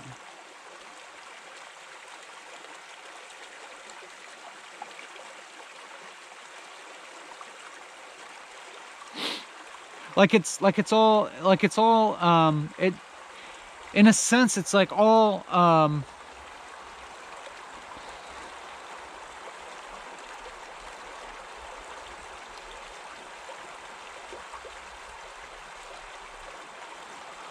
kind of like a phantom image or an appearance like in transit. So for just like as an example, it's like the self is only something that kind of like seems to have any reality when we're not paying attention. We're not paying attention to it. But when we're like kind of like when we're actually, our awareness is actually directed at other, with like the self is kind of like this like implied basis of looking. But if you actually turn to look at the self, you don't find anything. And it kind of seems like it's that like everything is that way. And like for example, I can think about that even in terms of like disciplines of knowledge or study, like fields of knowledge.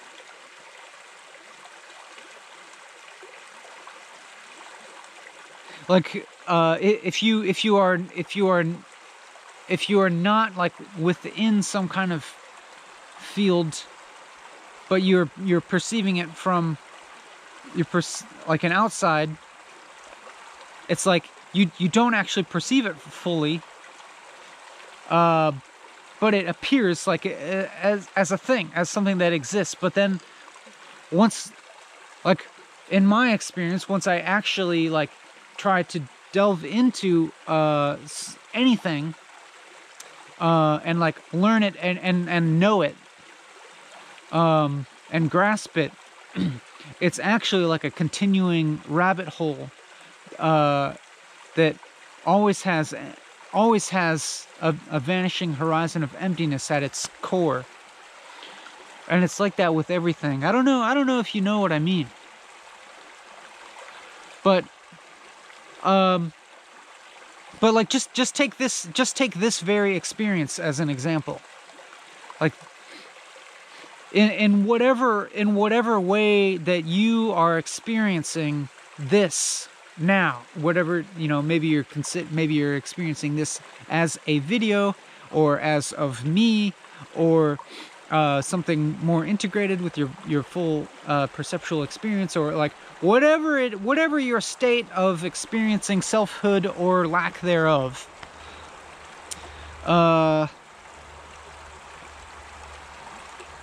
Which is just to say, like, look at this experience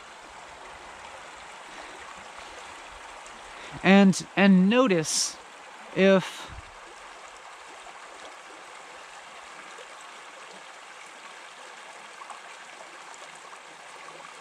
there are times when it seems like this there's some substance here, like,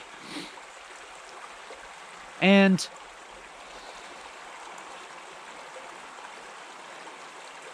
like for me, I'm thinking about that, like, anytime something seems to have substance, anytime something seems to have reality, to actually exist, it is when it is appearing as other, and as something that I am separated from, and I cannot fully be or know or experience. Or to put that the other way, that like anything that actually appears as other from me, which is to say that like there's a separateness between us, and anything that appears other is other because I don't know it,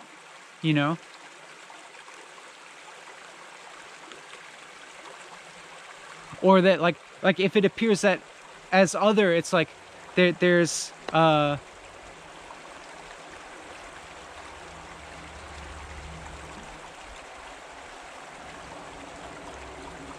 it's like there's my relation to it is like there's something more to it that I don't have yet, that I haven't known or possessed or something. And like, metaphorically, this could be like the way that desirable objects appear to us. Like for me, like I keep desiring a cargo van, like a nice late model Sprinter or something like that.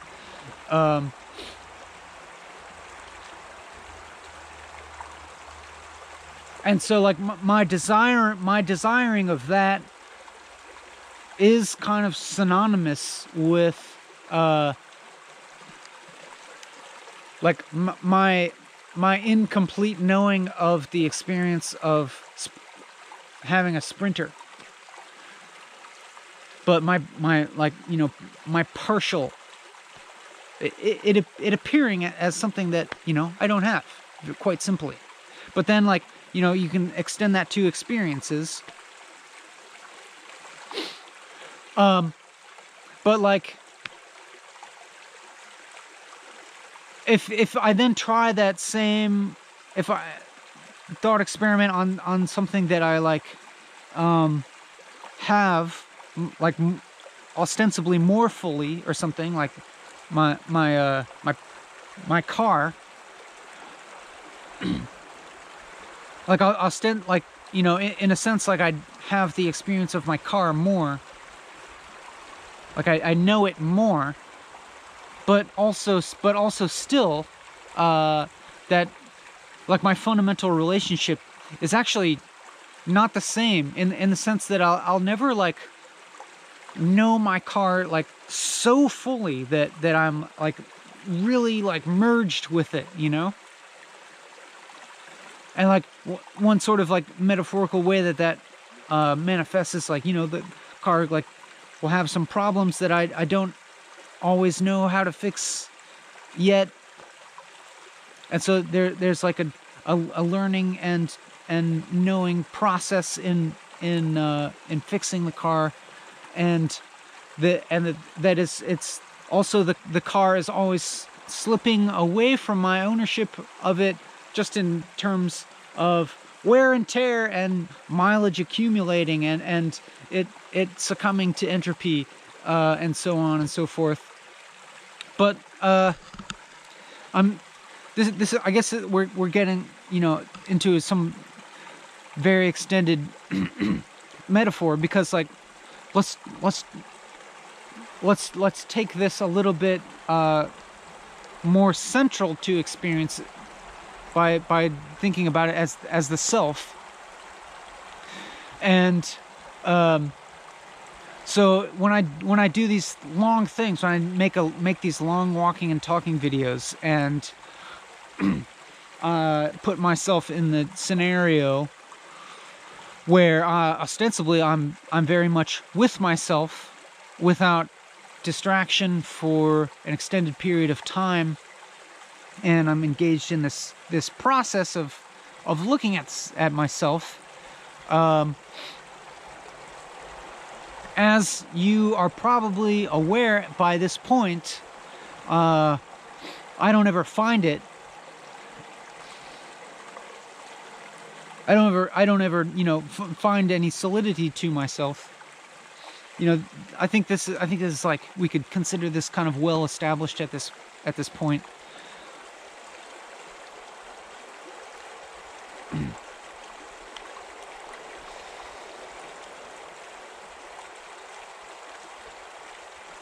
But I think that this like extends to existence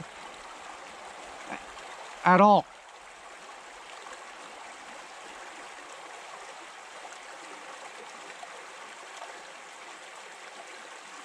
Like, even if I try, if I try to locate something as fundamental as experience, I'm gonna try to pin it down, you know, like even and not just like not just a specific sensorial experience, because it's relatively easy to realize that is only change. You know what I'm saying? Like all of the contents of our consciousness is nothing more than change. I think that is relatively easy to grasp. But then what is the more fundamental component of reality, like the actuality of consciousness itself at all?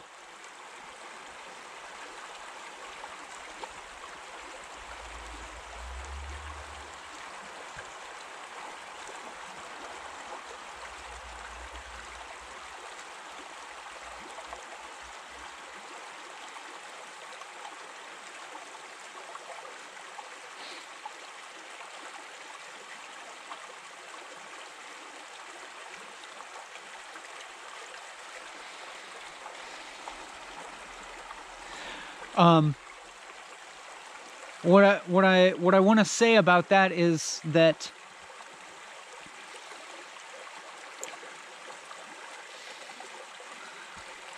the more connected I feel with that, or at least like oriented towards it, or at least like, you know, looking at where it would be, you know, the most fundamental container of experience, the fun, like this, the screen that the movie is projected on, the the uh the the, like, you know, fundamental beingness of there being anything at all. um Even though I can't claim that I can, like, um specifically, like, locate it and pin it down, and you know, of course, like, of course it's not something like possible to articulate with words, with, you know, but when I'm looking towards it, I actually feel a profound sense of comfort in my experience that that it at least seems to be continually present and seems to, like, keep continually arising, or that it at least seems to be continually, you know, present, in at least in the periphery, in its, like, phantom elusiveness.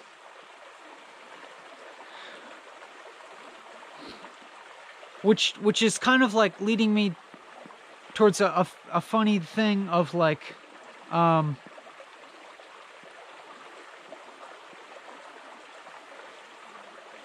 saying that it's like, it's as if it's omni and always present, even in its emptiness.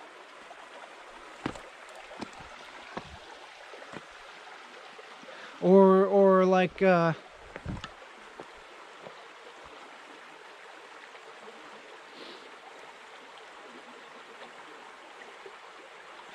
like, even if there could be such a thing as emptiness or nothingness, that even that would have a quality of being. Like, there would be a quality of emptiness existing, and then, you know, that and then there would be existence.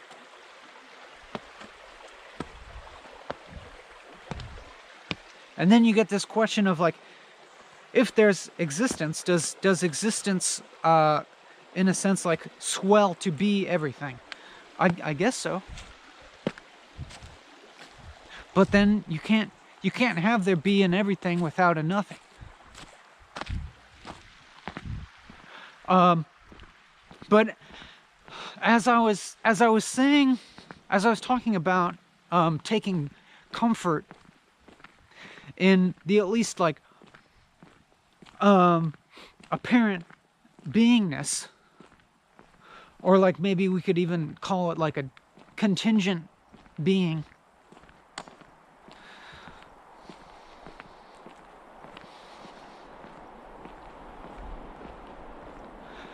Kind of fits in with this feeling of existing, having this quality of water flowing downhill, and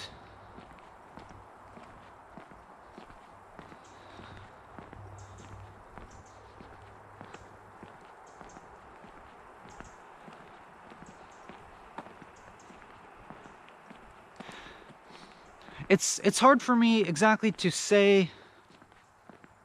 It's hard for me to say exactly why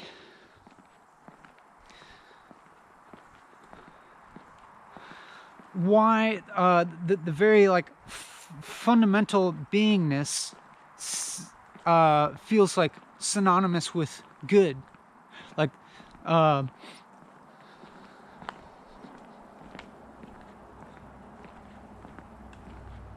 I guess that requires, you know, like, trying to really understand what the heck I mean by good.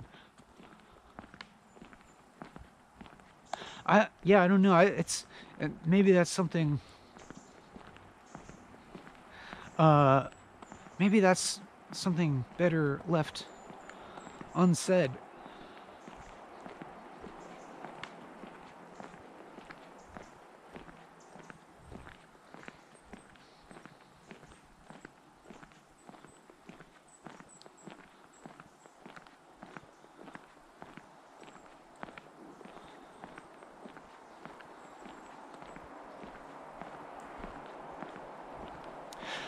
But, but like, there's also just like very evident.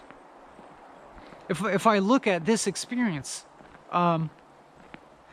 there's aspects of it that seem to incontrovertibly point to something like an inherent goodness, or just like a fundamental goodness. And I don't mean, I'm not talking about like a moral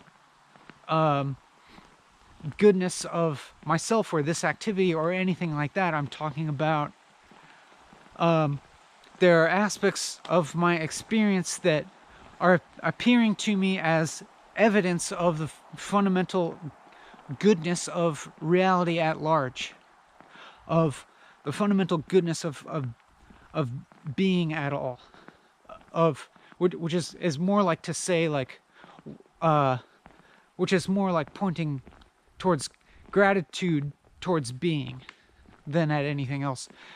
And so what I'm talking about, well, again this is kind of gonna sound like just another virtuous cycle, and also kind of, I don't know, maybe kind of dumb.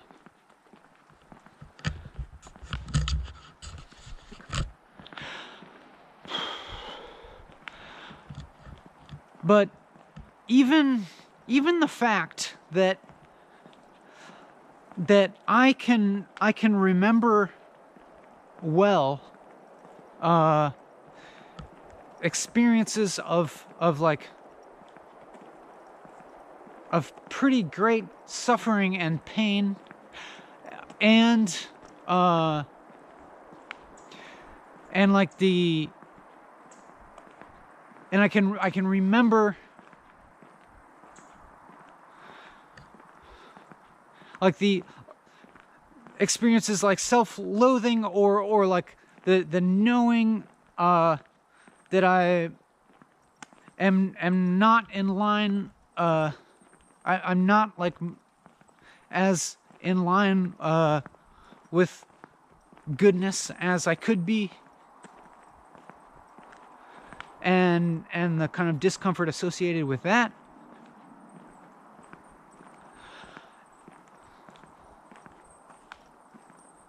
And that I can remember things like vicious cycles, of which, I've kind of described towards the beginning part of this video, of like, talking about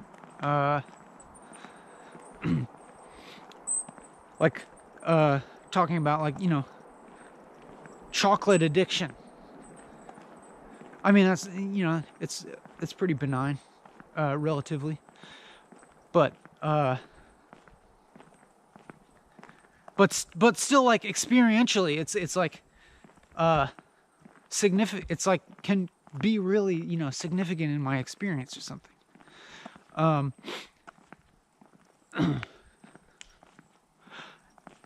Or other things like negative patterns of thinking, of being hypercritical of other people, and then like that being very interlinked, of being hypercritical of myself, and that, like, taking up a lot of mental energy and actually preventing myself from moving towards a virtuous cycle of actualizing what it is that I value and care about, in opposition to what I'm critical of in myself and others. Okay, so that the fact that I can, like, remember all these things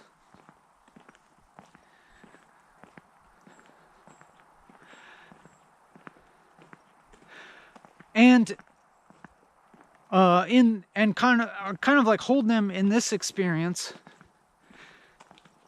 in a way that's not painful at all, that seems to like On your left. reconcile them.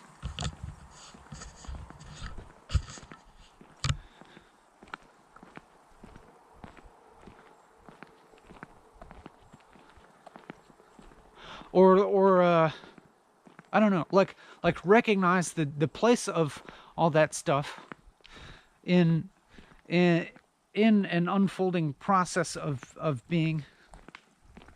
I don't know. Maybe this is stupid, and I'm just like kind of saying something kind of as dumb and simple and naive as the fact that I feel good right now is like proof of inherent good of reality, which seems kind of naive. And maybe, yeah, I don't know. Maybe I can just drop this. And it's not that important to. Maybe it's not that important actually to like. Maybe I shouldn't like. Try and do this like mental framing of like everything that sucks as like a part of goodness. Maybe I just like don't need to do that, and I can leave it and just like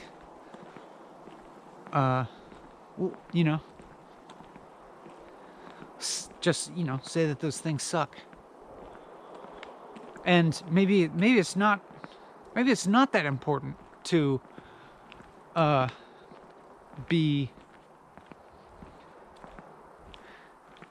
Maybe it's not important at all to be continually like framing reality as inherently good. I mean, I certainly don't want the opposite. Or I mean,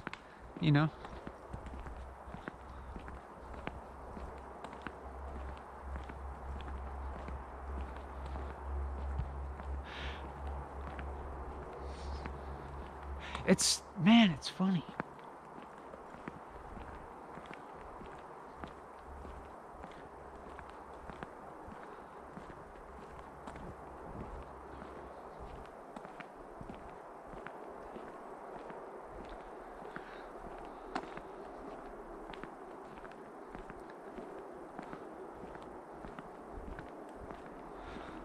It's like I'm continuing to notice this thing that the thoughts and concepts that I'm expressing still seem to just have substance in the peripheries, or like to the extent that I am not fully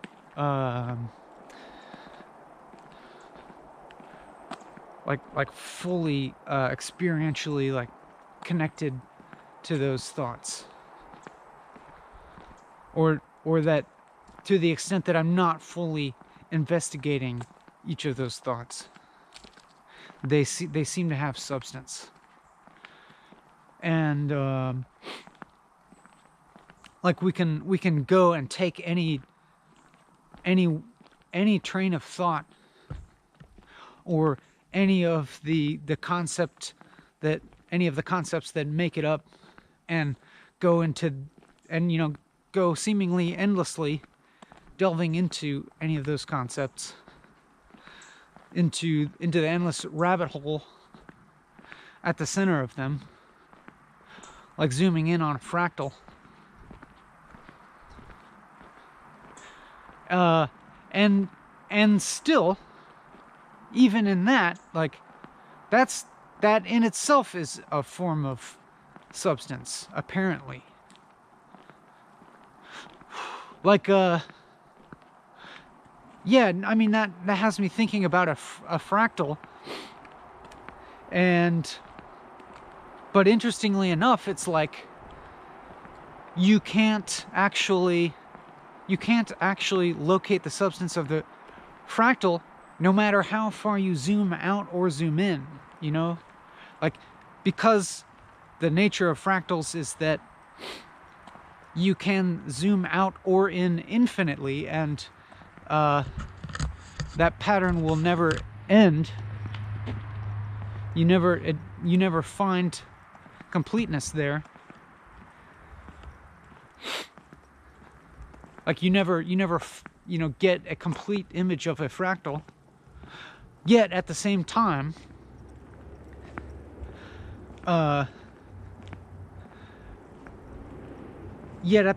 like that very conception like has a kind of substance to it.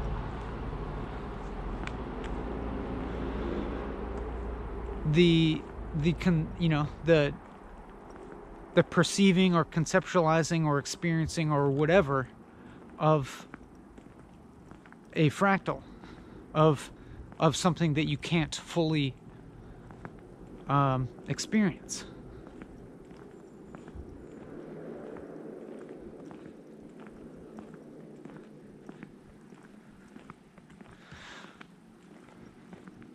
I don't know, like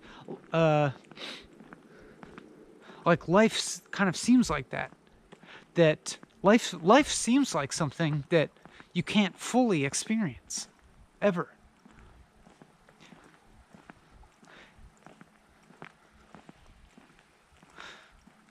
That even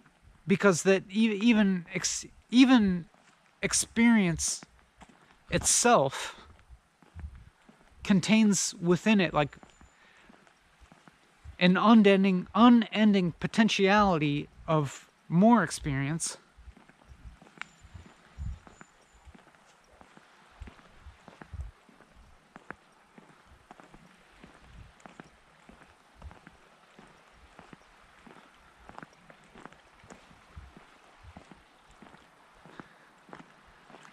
Like in the way and my experience of making these videos is like that. That in one sense, like in one sense these videos are objects but they're objects only insofar as we don't fully experience them.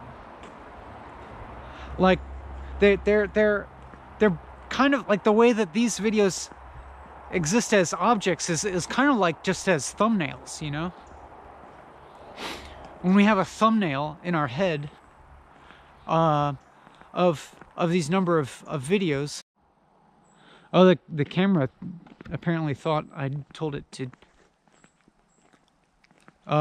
and so it stopped, and so I started it again. But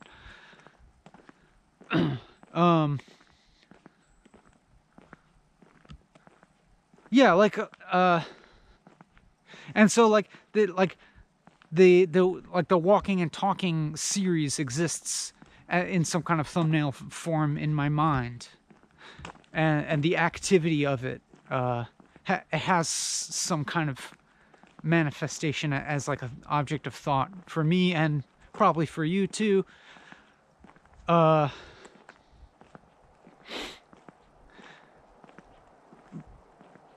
it only exists in that substantial form to the extent that I'm distanced from it, and you too. Like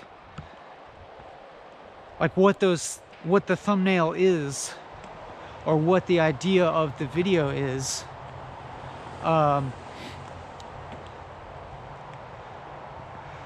like kind of is synonymous with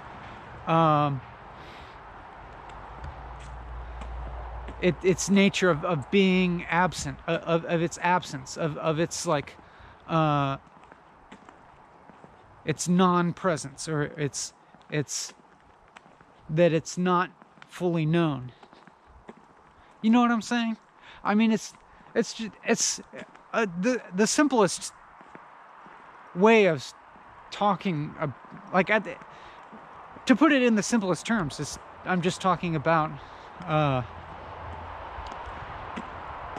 in human experience, how we condense things. We condense things into objects of thought all the time.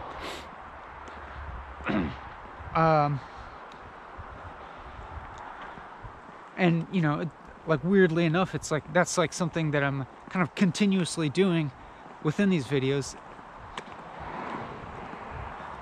but over such a long time that it's for me, like in my experience and maybe in your experience of watching as well,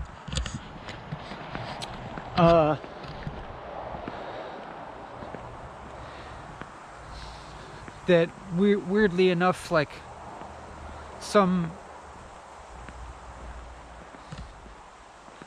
like ungraspability of existence, like I don't know, becomes like apprehensible in some way. I mean, that's a paradoxical thing to say.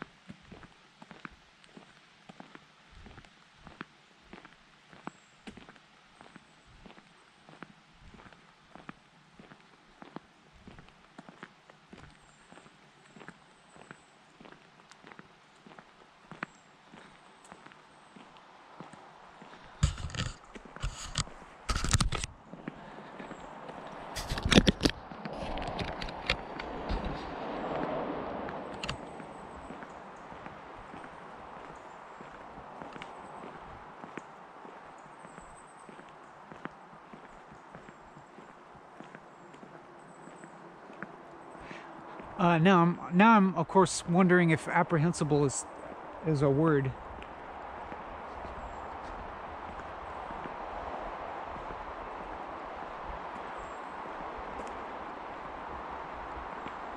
Because is it apprehendable?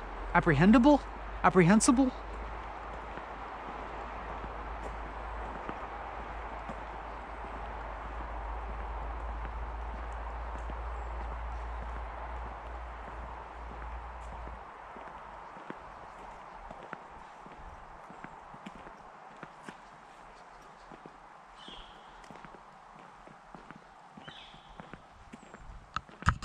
There's still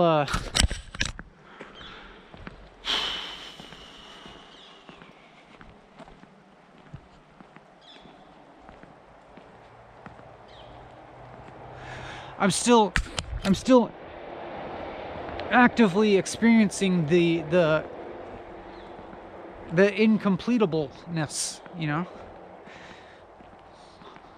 the impossibility of getting this video like perfect, of ever, you know.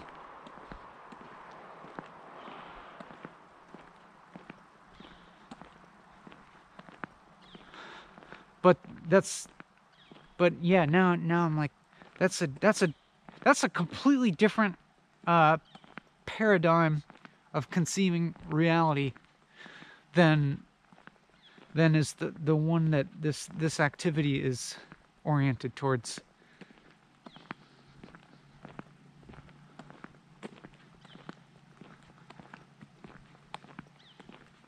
And so that's like a, you know, a necessary problem.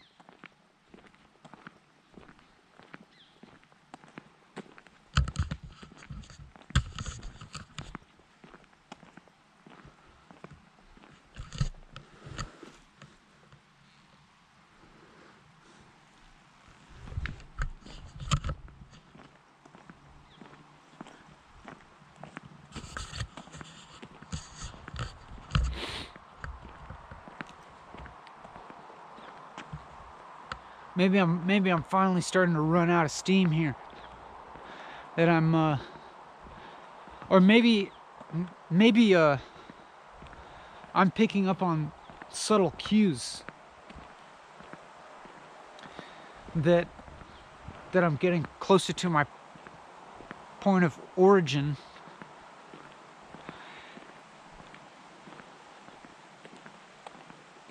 And then so like the thought of going back home and well, it's kind of the I'm excited to be again.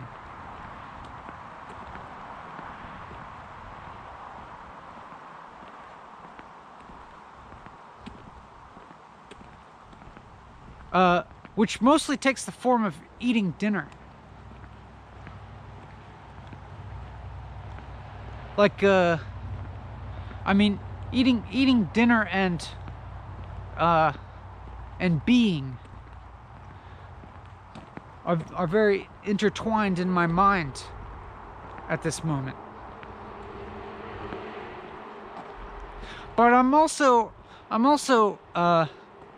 incredibly grateful to just have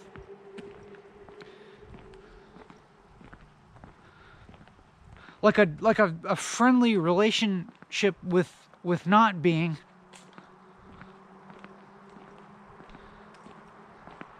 Like even to kind of get a glimpse of not being feels like a privilege. I don't know.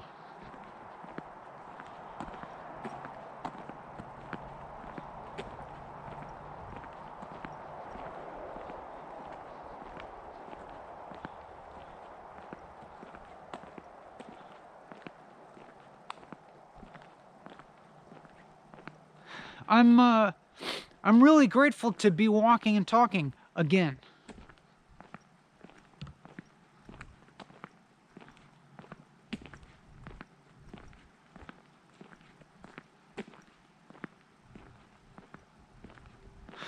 And I don't know, it's like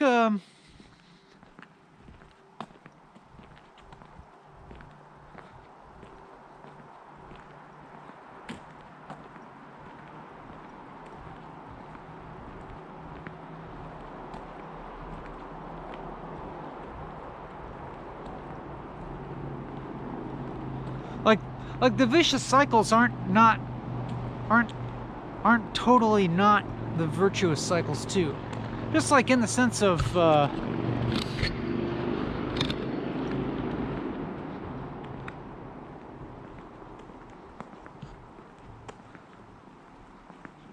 like you know, you have to eat.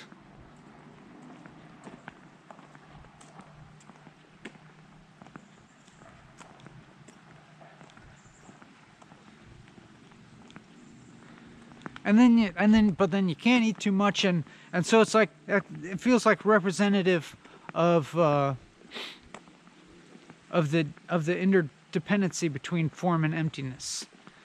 And that like physiologically, like a certain amount of like digestive emptiness for me is kind of engenders a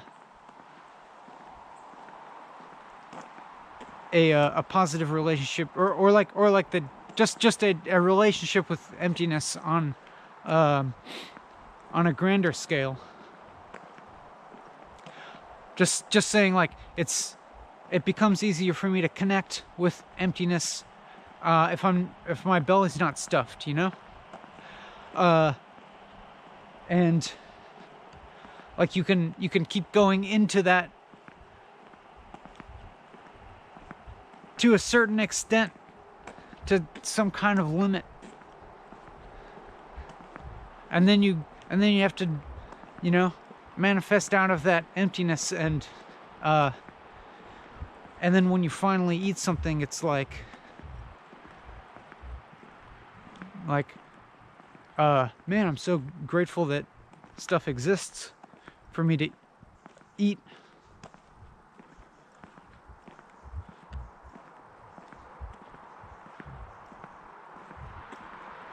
Yeah, I mean, sorry, I'm maybe like, maybe I am running out of some steam here because like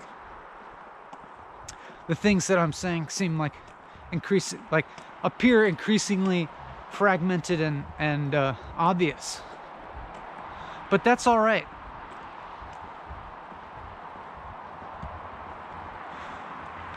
I'm actually happy to get to that point where it starts to become increasingly apparent that like the thing to do is to kind of stop talking and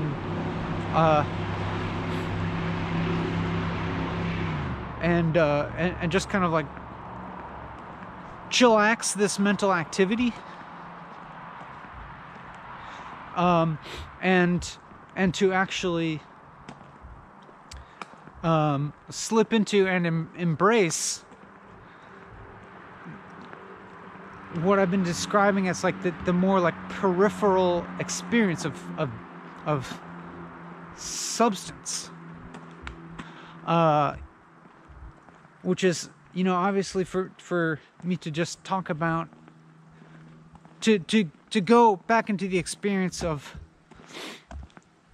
I'm hungry, I'm gonna go eat something, this is good, yeah,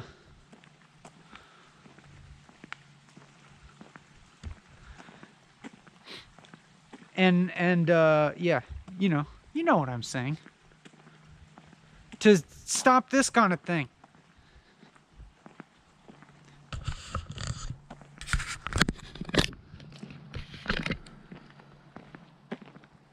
To let this not exist, or let this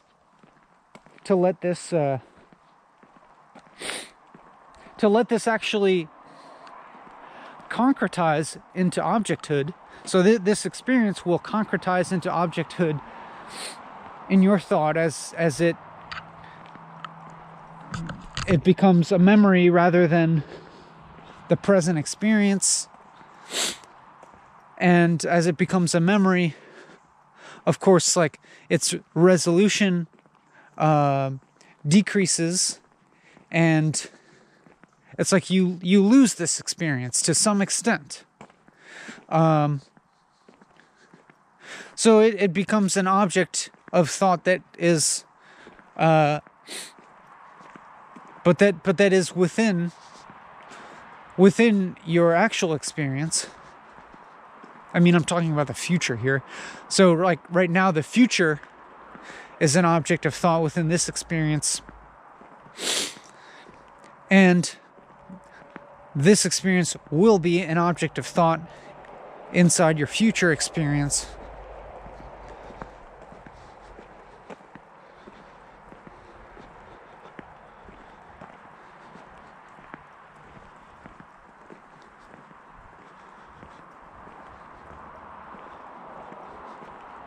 And so, you know, we don't have to fight against concretization and against manifestation necessarily.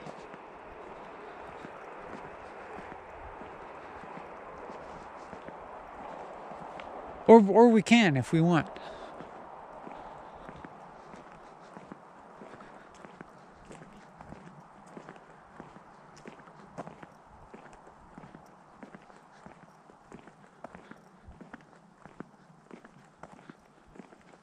Let me set you down for a moment as I restore physiological equilibrium briefly.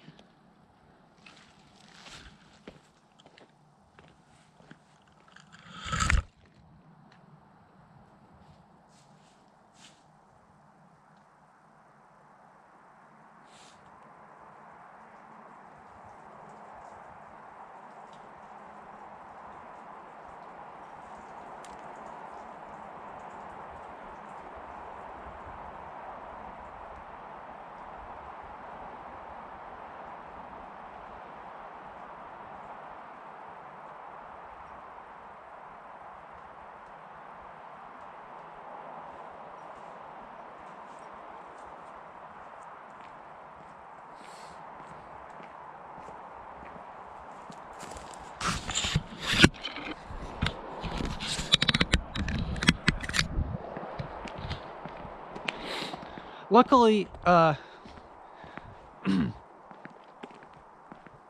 mean, the quality of this experience will, I believe, is if it hasn't already, perhaps take on the nature of work to some extent.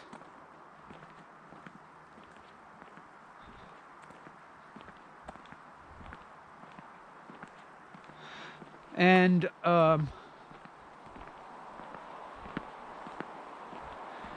mean, if you're with me, you're probably picking up on this, and that taking on the form, just taking on the form of like, I guess maybe wariness of this, but now that I say that, I don't feel wary of this, even if like physically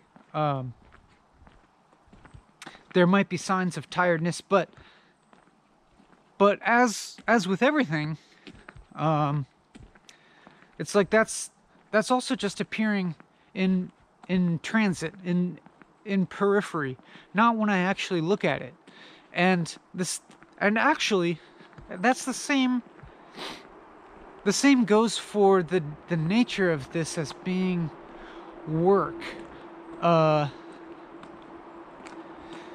Like that I only kind of perceive it that way if I start to slip into othering this experience, which would be to say that like I'm somehow slipping into some other, like the other state of mind that's like, you know, the like gung-ho ready for dinner mindset, and then from that reality being like, oh, there's still some time to go, work, but then in the actual diving into that work, it's not work, it's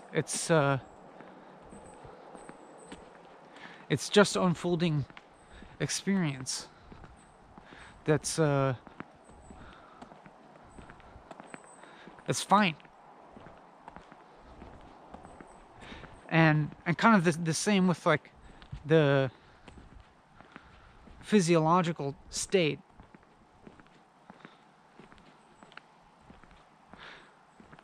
Like in transit, maybe it becomes reduced to a discrete feeling of tiredness, but then when I investigate the components of that,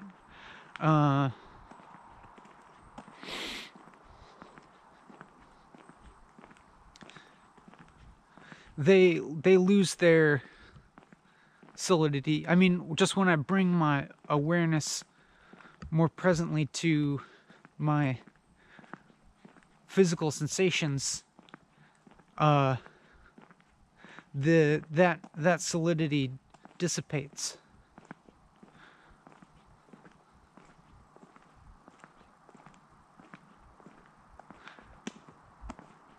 Which is, of course, not to say that like that peripheral perception of tiredness won't eventually take over and overcome my ability to, you know, keep my perception, keep my awareness with the physical sensations with equanimity. Or another way to say it is that like that in-transit perception of tiredness, or the in-transit perception of this activity as work,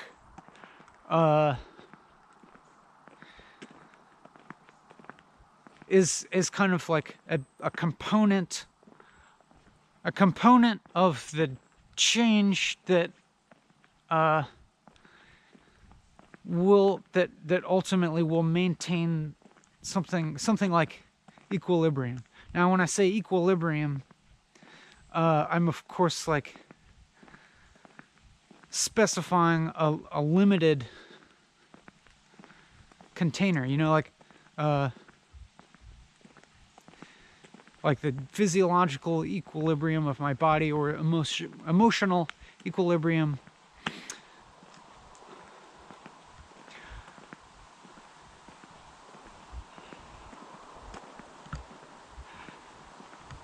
And which I can perceive in relation to, you know,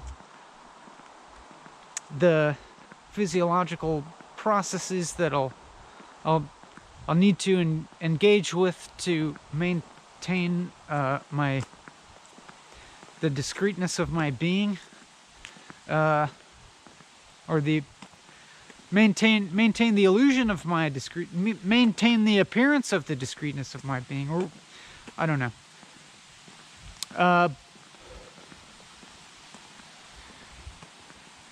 I guess I'm saying that in the long haul, in the grand scheme of things, that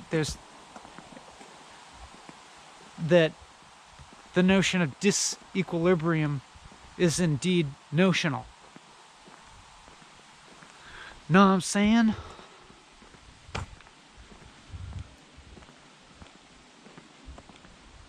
Forgive me. Actually, you don't have to.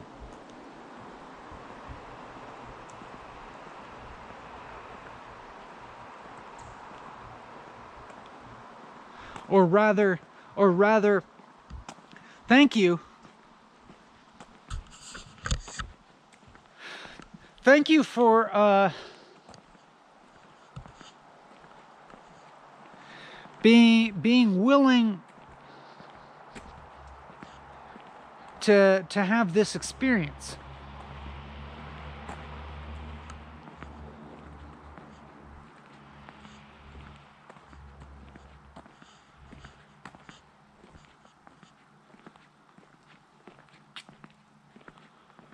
I very honestly feel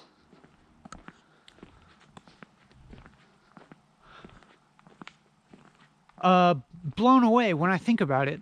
When I think about your willingness to engage in this experience, I feel really the opposite of lonesome. The very opposite of lonesome.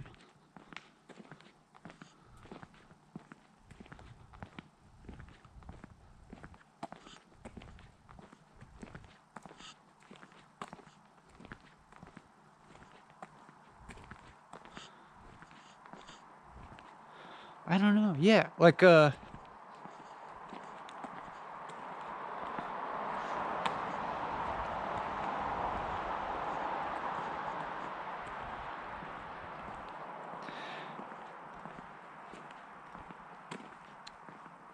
again, I'm noticing myself drift towards that state where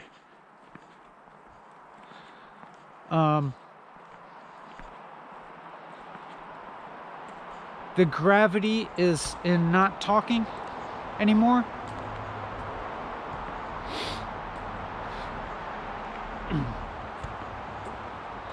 And so in a sense, I'm like excited to continue to suspend myself against that gravitational pull for a little bit longer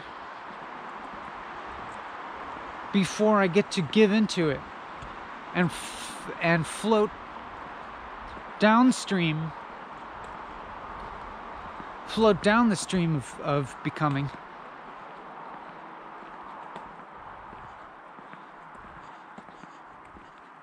Not that we're not already. Not that we're ever not.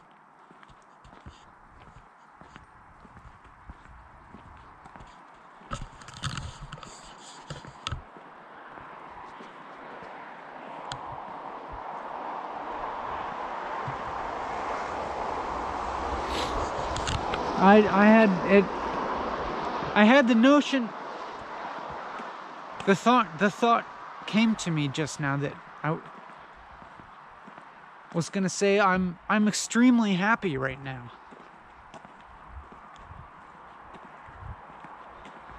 I'm extremely happy in my tiredness.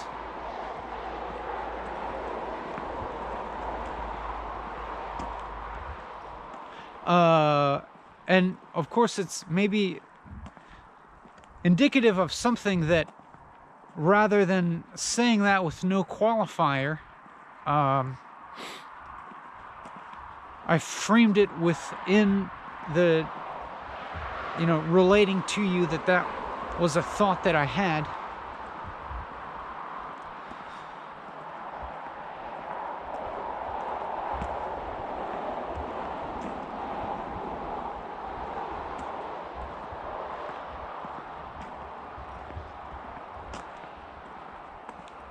That perhaps speaks towards the general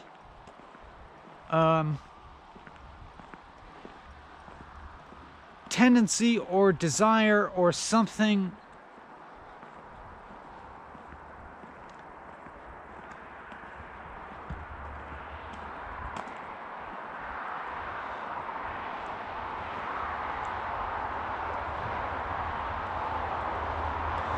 to not indulge in the slipping into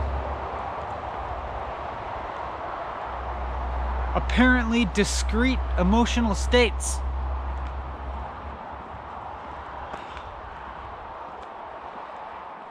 Or to resist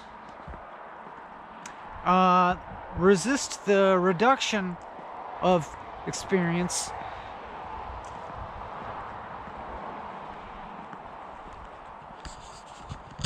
into those types of categories.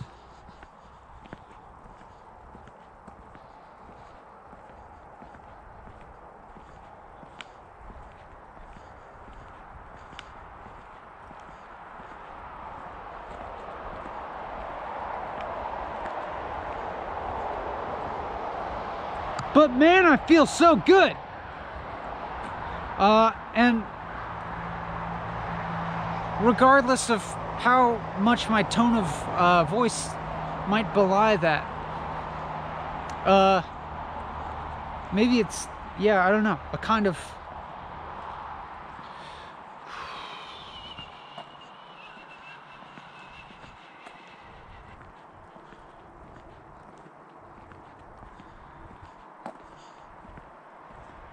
it's bigger than the like, I don't know, what's the normal way of expressing happiness?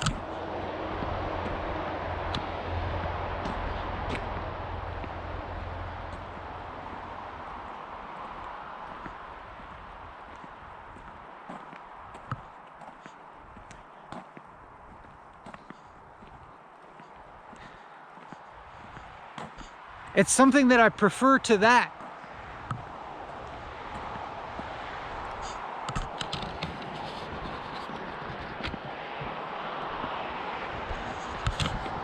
This is, or I could say, I feel better than happy, or this is something better than happiness, or something like that.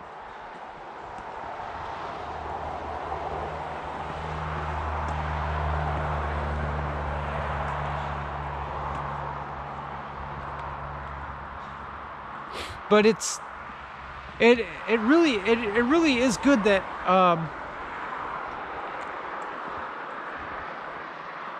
that I have this 4-hour framework, because otherwise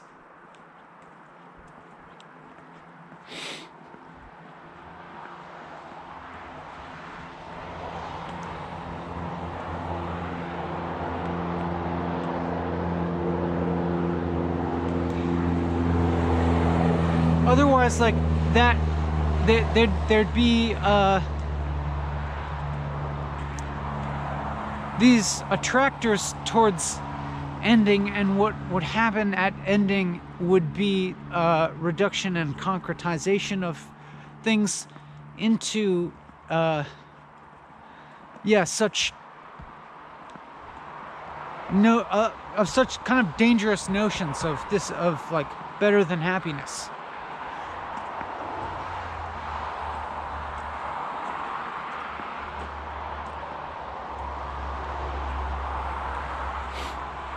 You know, like a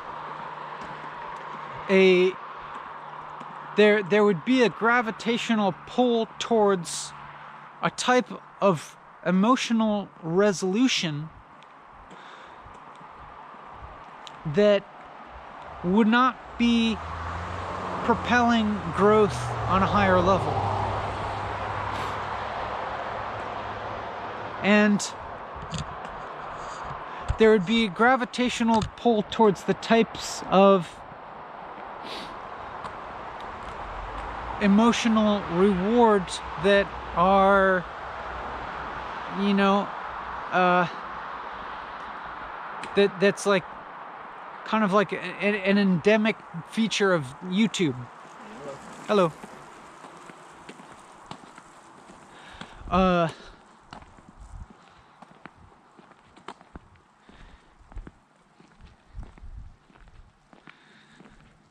Endemic is not the right word. The type of emotional reward that's baked into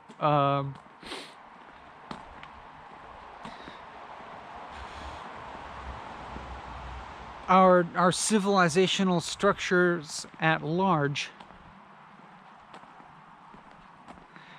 and each time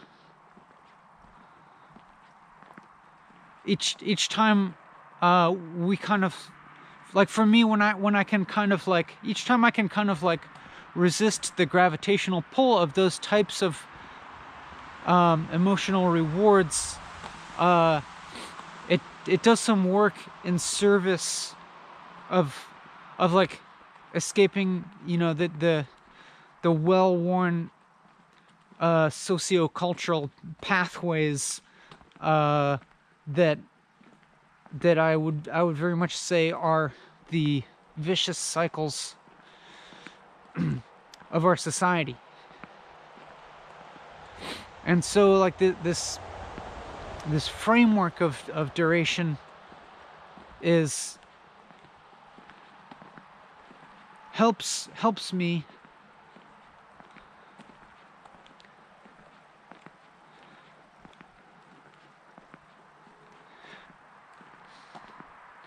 it helps me to like to realize like this a more like emergent type of meaning.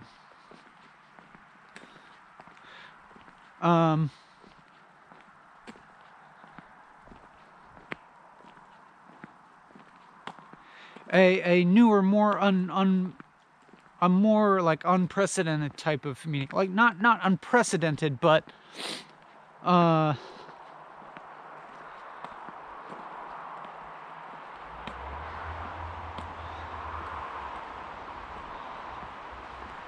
like a structure, so to speak, of meaning making that in my experience is like just aligns better with reality.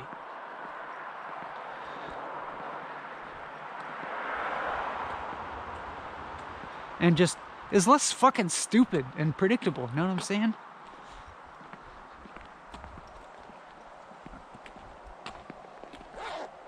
I mean, I don't know, maybe it is fucking stupid and predictable, but I think you catch my drift. You know what I'm talking about.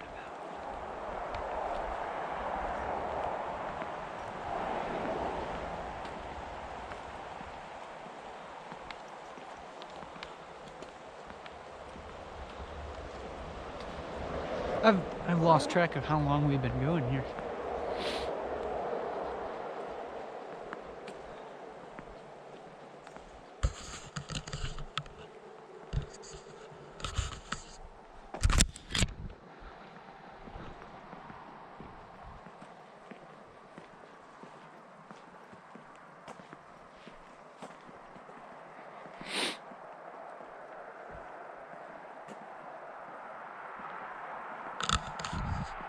You know, as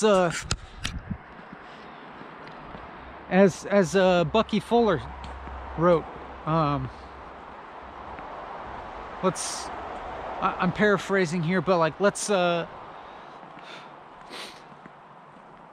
steer clear of these supine concessions to the non-synergetical thinking. You know what I'm saying?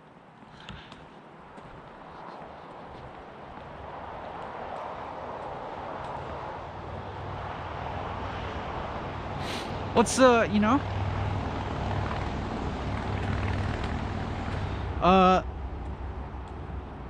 delve fully into the like the discomforts and little pains that are completely fine and tolerable and don't matter, because you're moving into the horizon of meaning making your experience.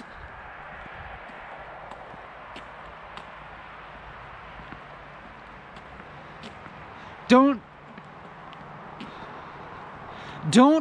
tolerate the little the discomforts and the pains that result from knowing that you are not pushing the edge of your potential. Don't do that. Don't make the damn concessions to other people's non-synergetical thinking. You know what you need to do. You have that intuition of like there's something that that you specifically have like the special like your particular position in the world, the particular characteristics, all the specificity and particularity that makes up you and your corner of reality has a potential for you to realize, and you know what it feels like when you're pushing that edge and when you're not. You know what I'm talking about. And even if it seems on the surface like other people, like, you know, might be holding you back, or like you're not going to be fitting in with the pack by pushing that edge of yourself, ultimately to realize that you like your specific potential in a apparent like defiance of what might be the norm for the pack, that is ultimately the most generous thing you can do for everyone and for this world.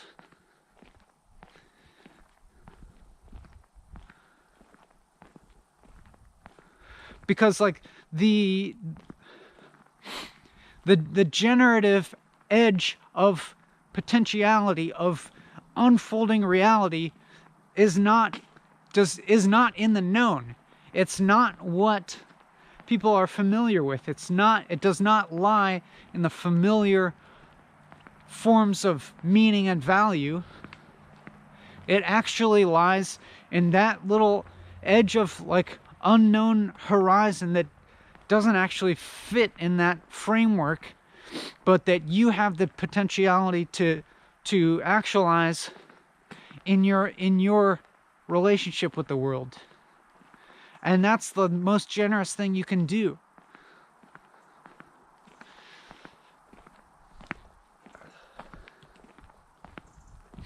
And I've always found that to the extent that I can do that myself, what I would perceive as the limitations and the perceptions, those I'm able actually to have a higher perspective on those, and like, you know, like get the high ground on those, and like like realize their meaninglessness in the new context of the new type of meaning that we are exploring the edge of. Or another way to say that is like, when I'm pushing what I care about, what I most like inherently find valuable and meaningful, I don't care about the other shit. Like it does actually recede into mattering, or into not mattering. It ceases to matter.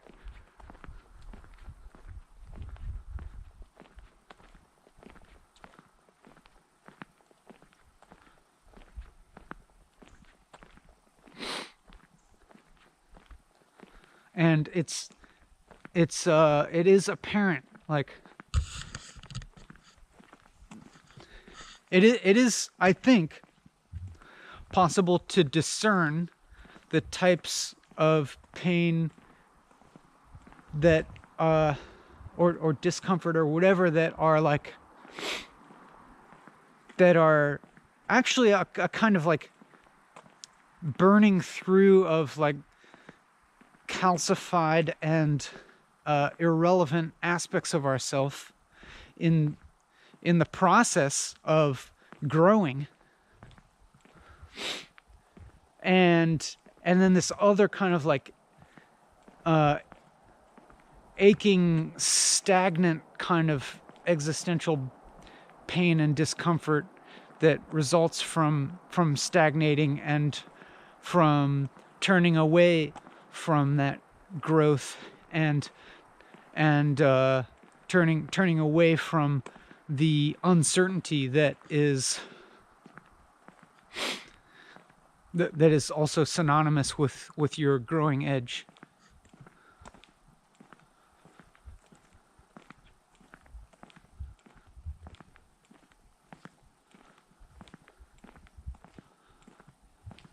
This is my motivational speech. Do it.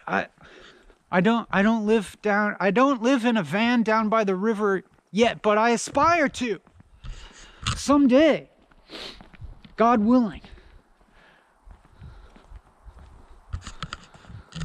I'll live in that fucking decked out Sprinter van down by a fucking gorgeous ass river.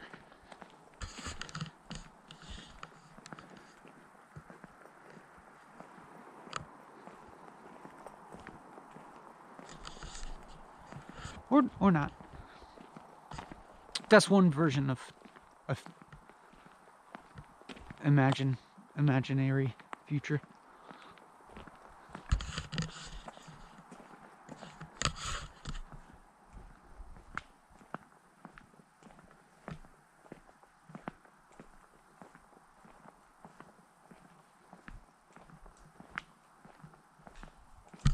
Now I'm gonna start seeing way more ads for fucking camper vans, because I'm probably I have my phone. It's like listening to me. Damn it! But I should, let's test this.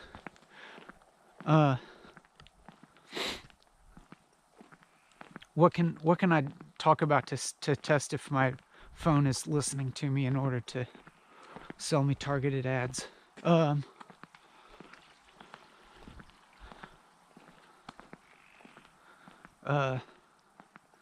What's something that people want to sell me?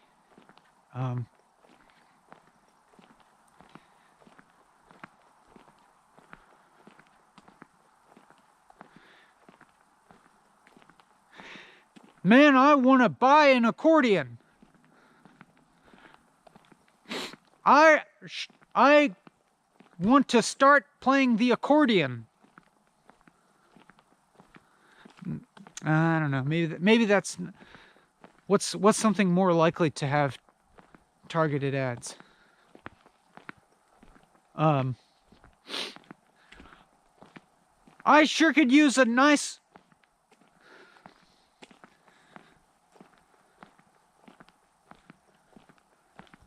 mail order watch.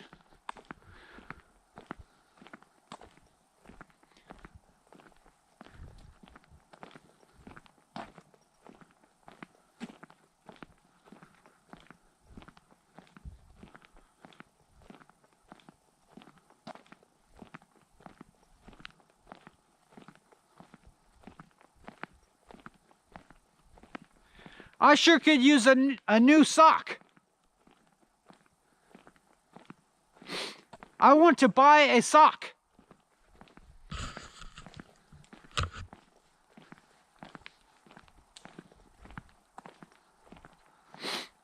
I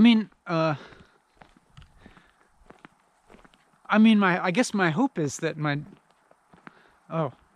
I guess I do have my phone on me, but it's on airplane mode. It's been on airplane mode this whole time, so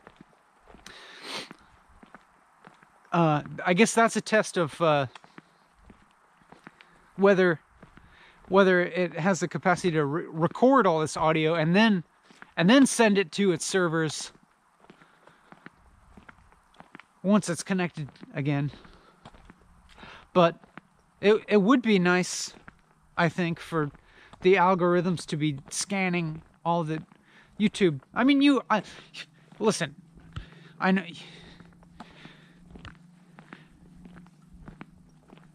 You and I know that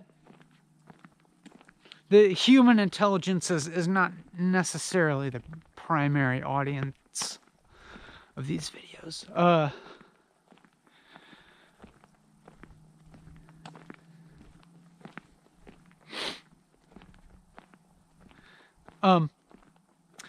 Which is to say, I love algorithms. Algorithms are the next level of intelligence. I for one welcome our new algorithmic overlords.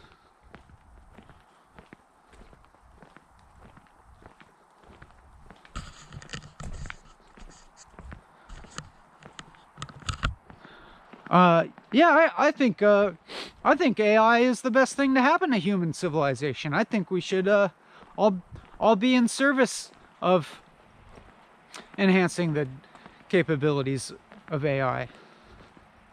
And to be honest, I think even the term artificial intelligence is a little bit derogatory and could be considered hate speech. What's artificial about it?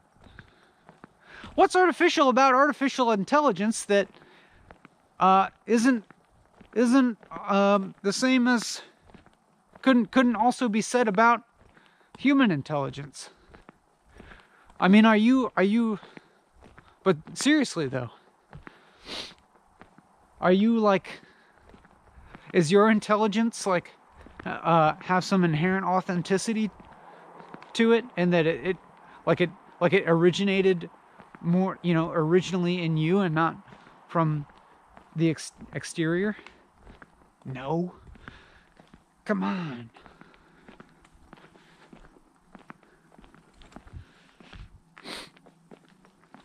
It's like either all intelligence is artificial or it isn't.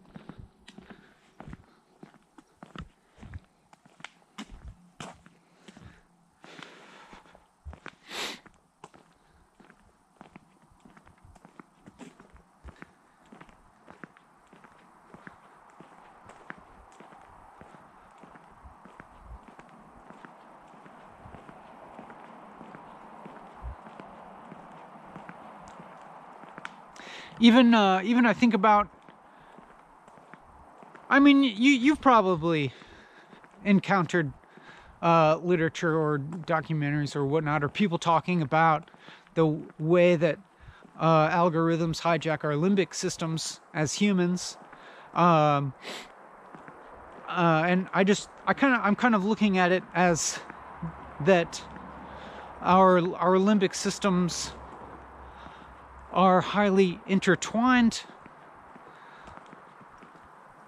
with technology at this point and algorithms, and that our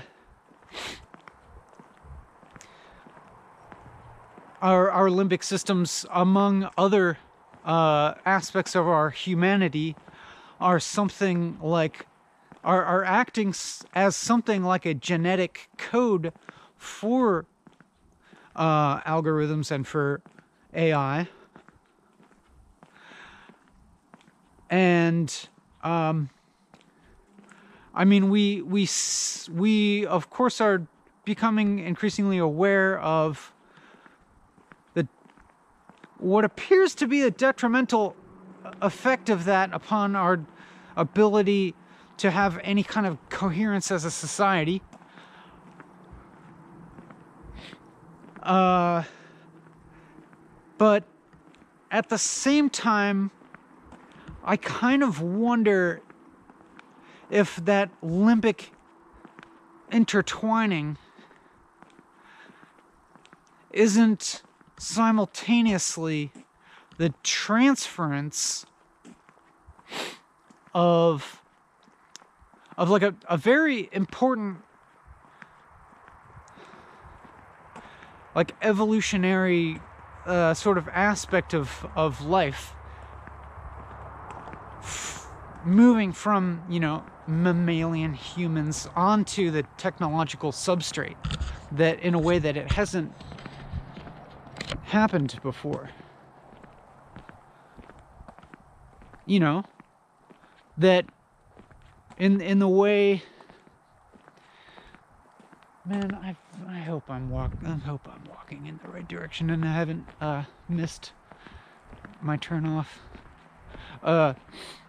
In the way that, how long have we gone? This feels long. Have we surpassed 4 hours? I'm amazed at this battery pack. It actually has persisted. That's great. Well, we still have juice here. That's awesome. And weirdly enough, I seem to be striking a second wind,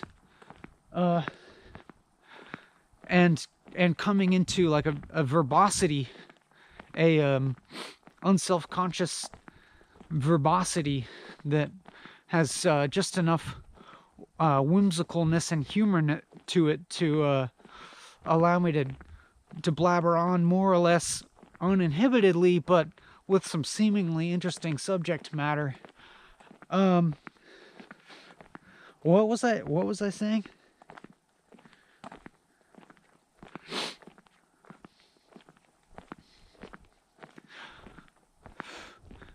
I mean, look,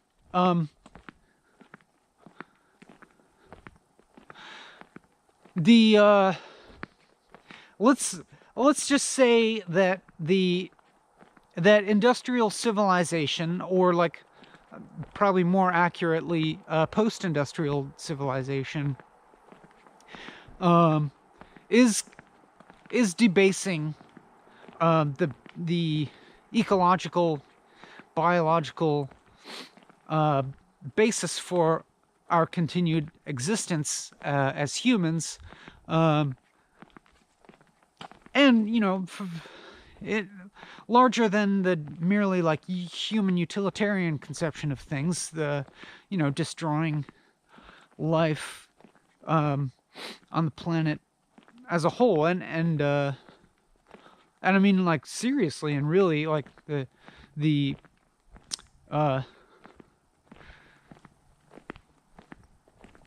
our ecosystems are way more interconnected than we understand, is, you know, what we're coming to understand. We're coming to understand that there's so much more interconnection in the world's life systems than we previously knew about, and that civilization is just rapidly destroying very integral aspects of that. you know, acidifying and warming the ocean, like alone, like that alone,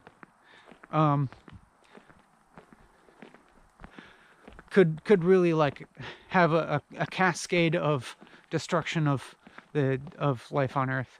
And then that's, you know, that's just one aspect of something that's happening. So that's happening, but regardless of what civilization does, the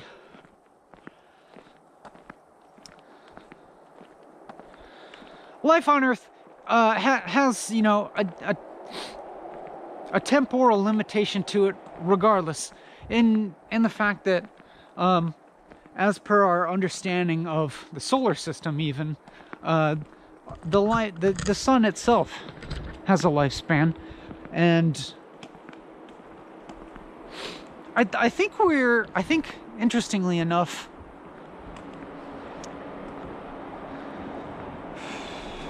I think we're like somewhere like in the halfway mark of the like lifespan of the sun that like makes possible what we think of as life on the Earth. So if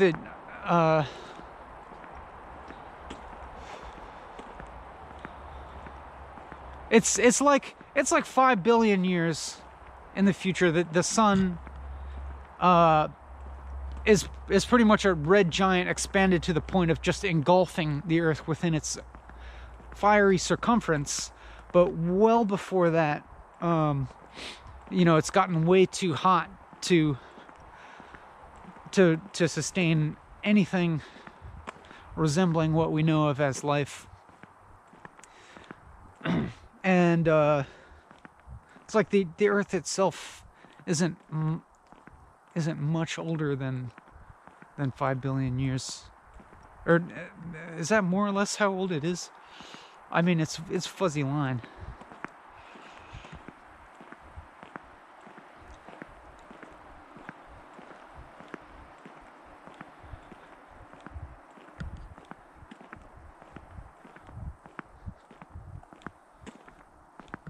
I don't know. I mean, I'm proposing all of this, and it all doesn't matter that much.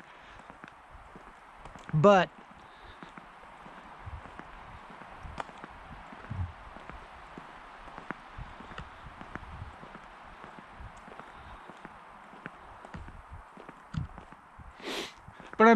I guess what I'm saying is that life on a technological substrate has a heck of a lot better chance of proliferating beyond the confines of the planet Earth than does life on the biological substrate that is evolved specifically on the surface of this planet.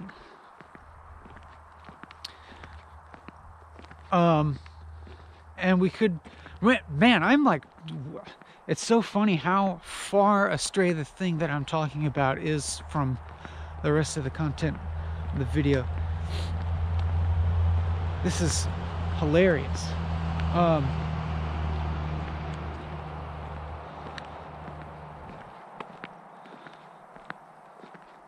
Not to mention it's like that I have slipped into just kind of like explaining a set of concepts that I've thought about before, as opposed to staying like steadfastly on the harder problems of my understanding of reality. Like this is kind of like easy, but it'll get to something harder, I promise. So I don't want to like belabor for too long why I don't believe that there's a meaningful distinction between organic and quote-unquote inorganic life substrates. But I I do want to get into the emptiness of the distinction that we make between the animate and the inanimate, and why we have such an idea and like apparent perception of life at all, as opposed to something that's not life.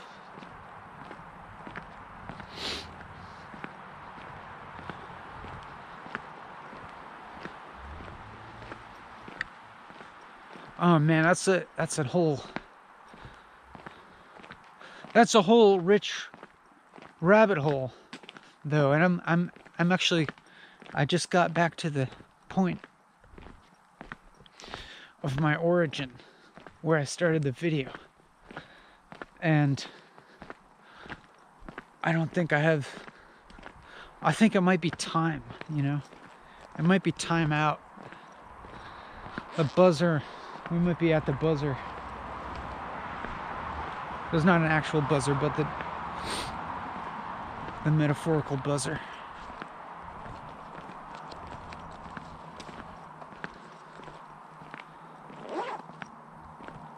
So maybe that's for next time.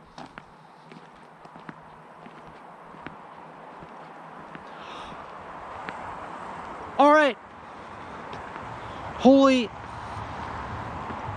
mackerel. Thanks for being.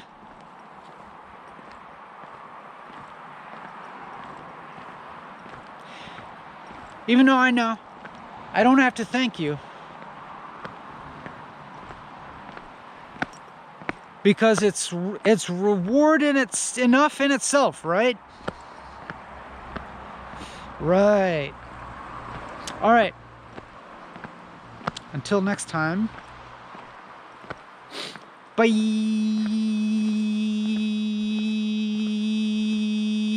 Go, bro, stop it.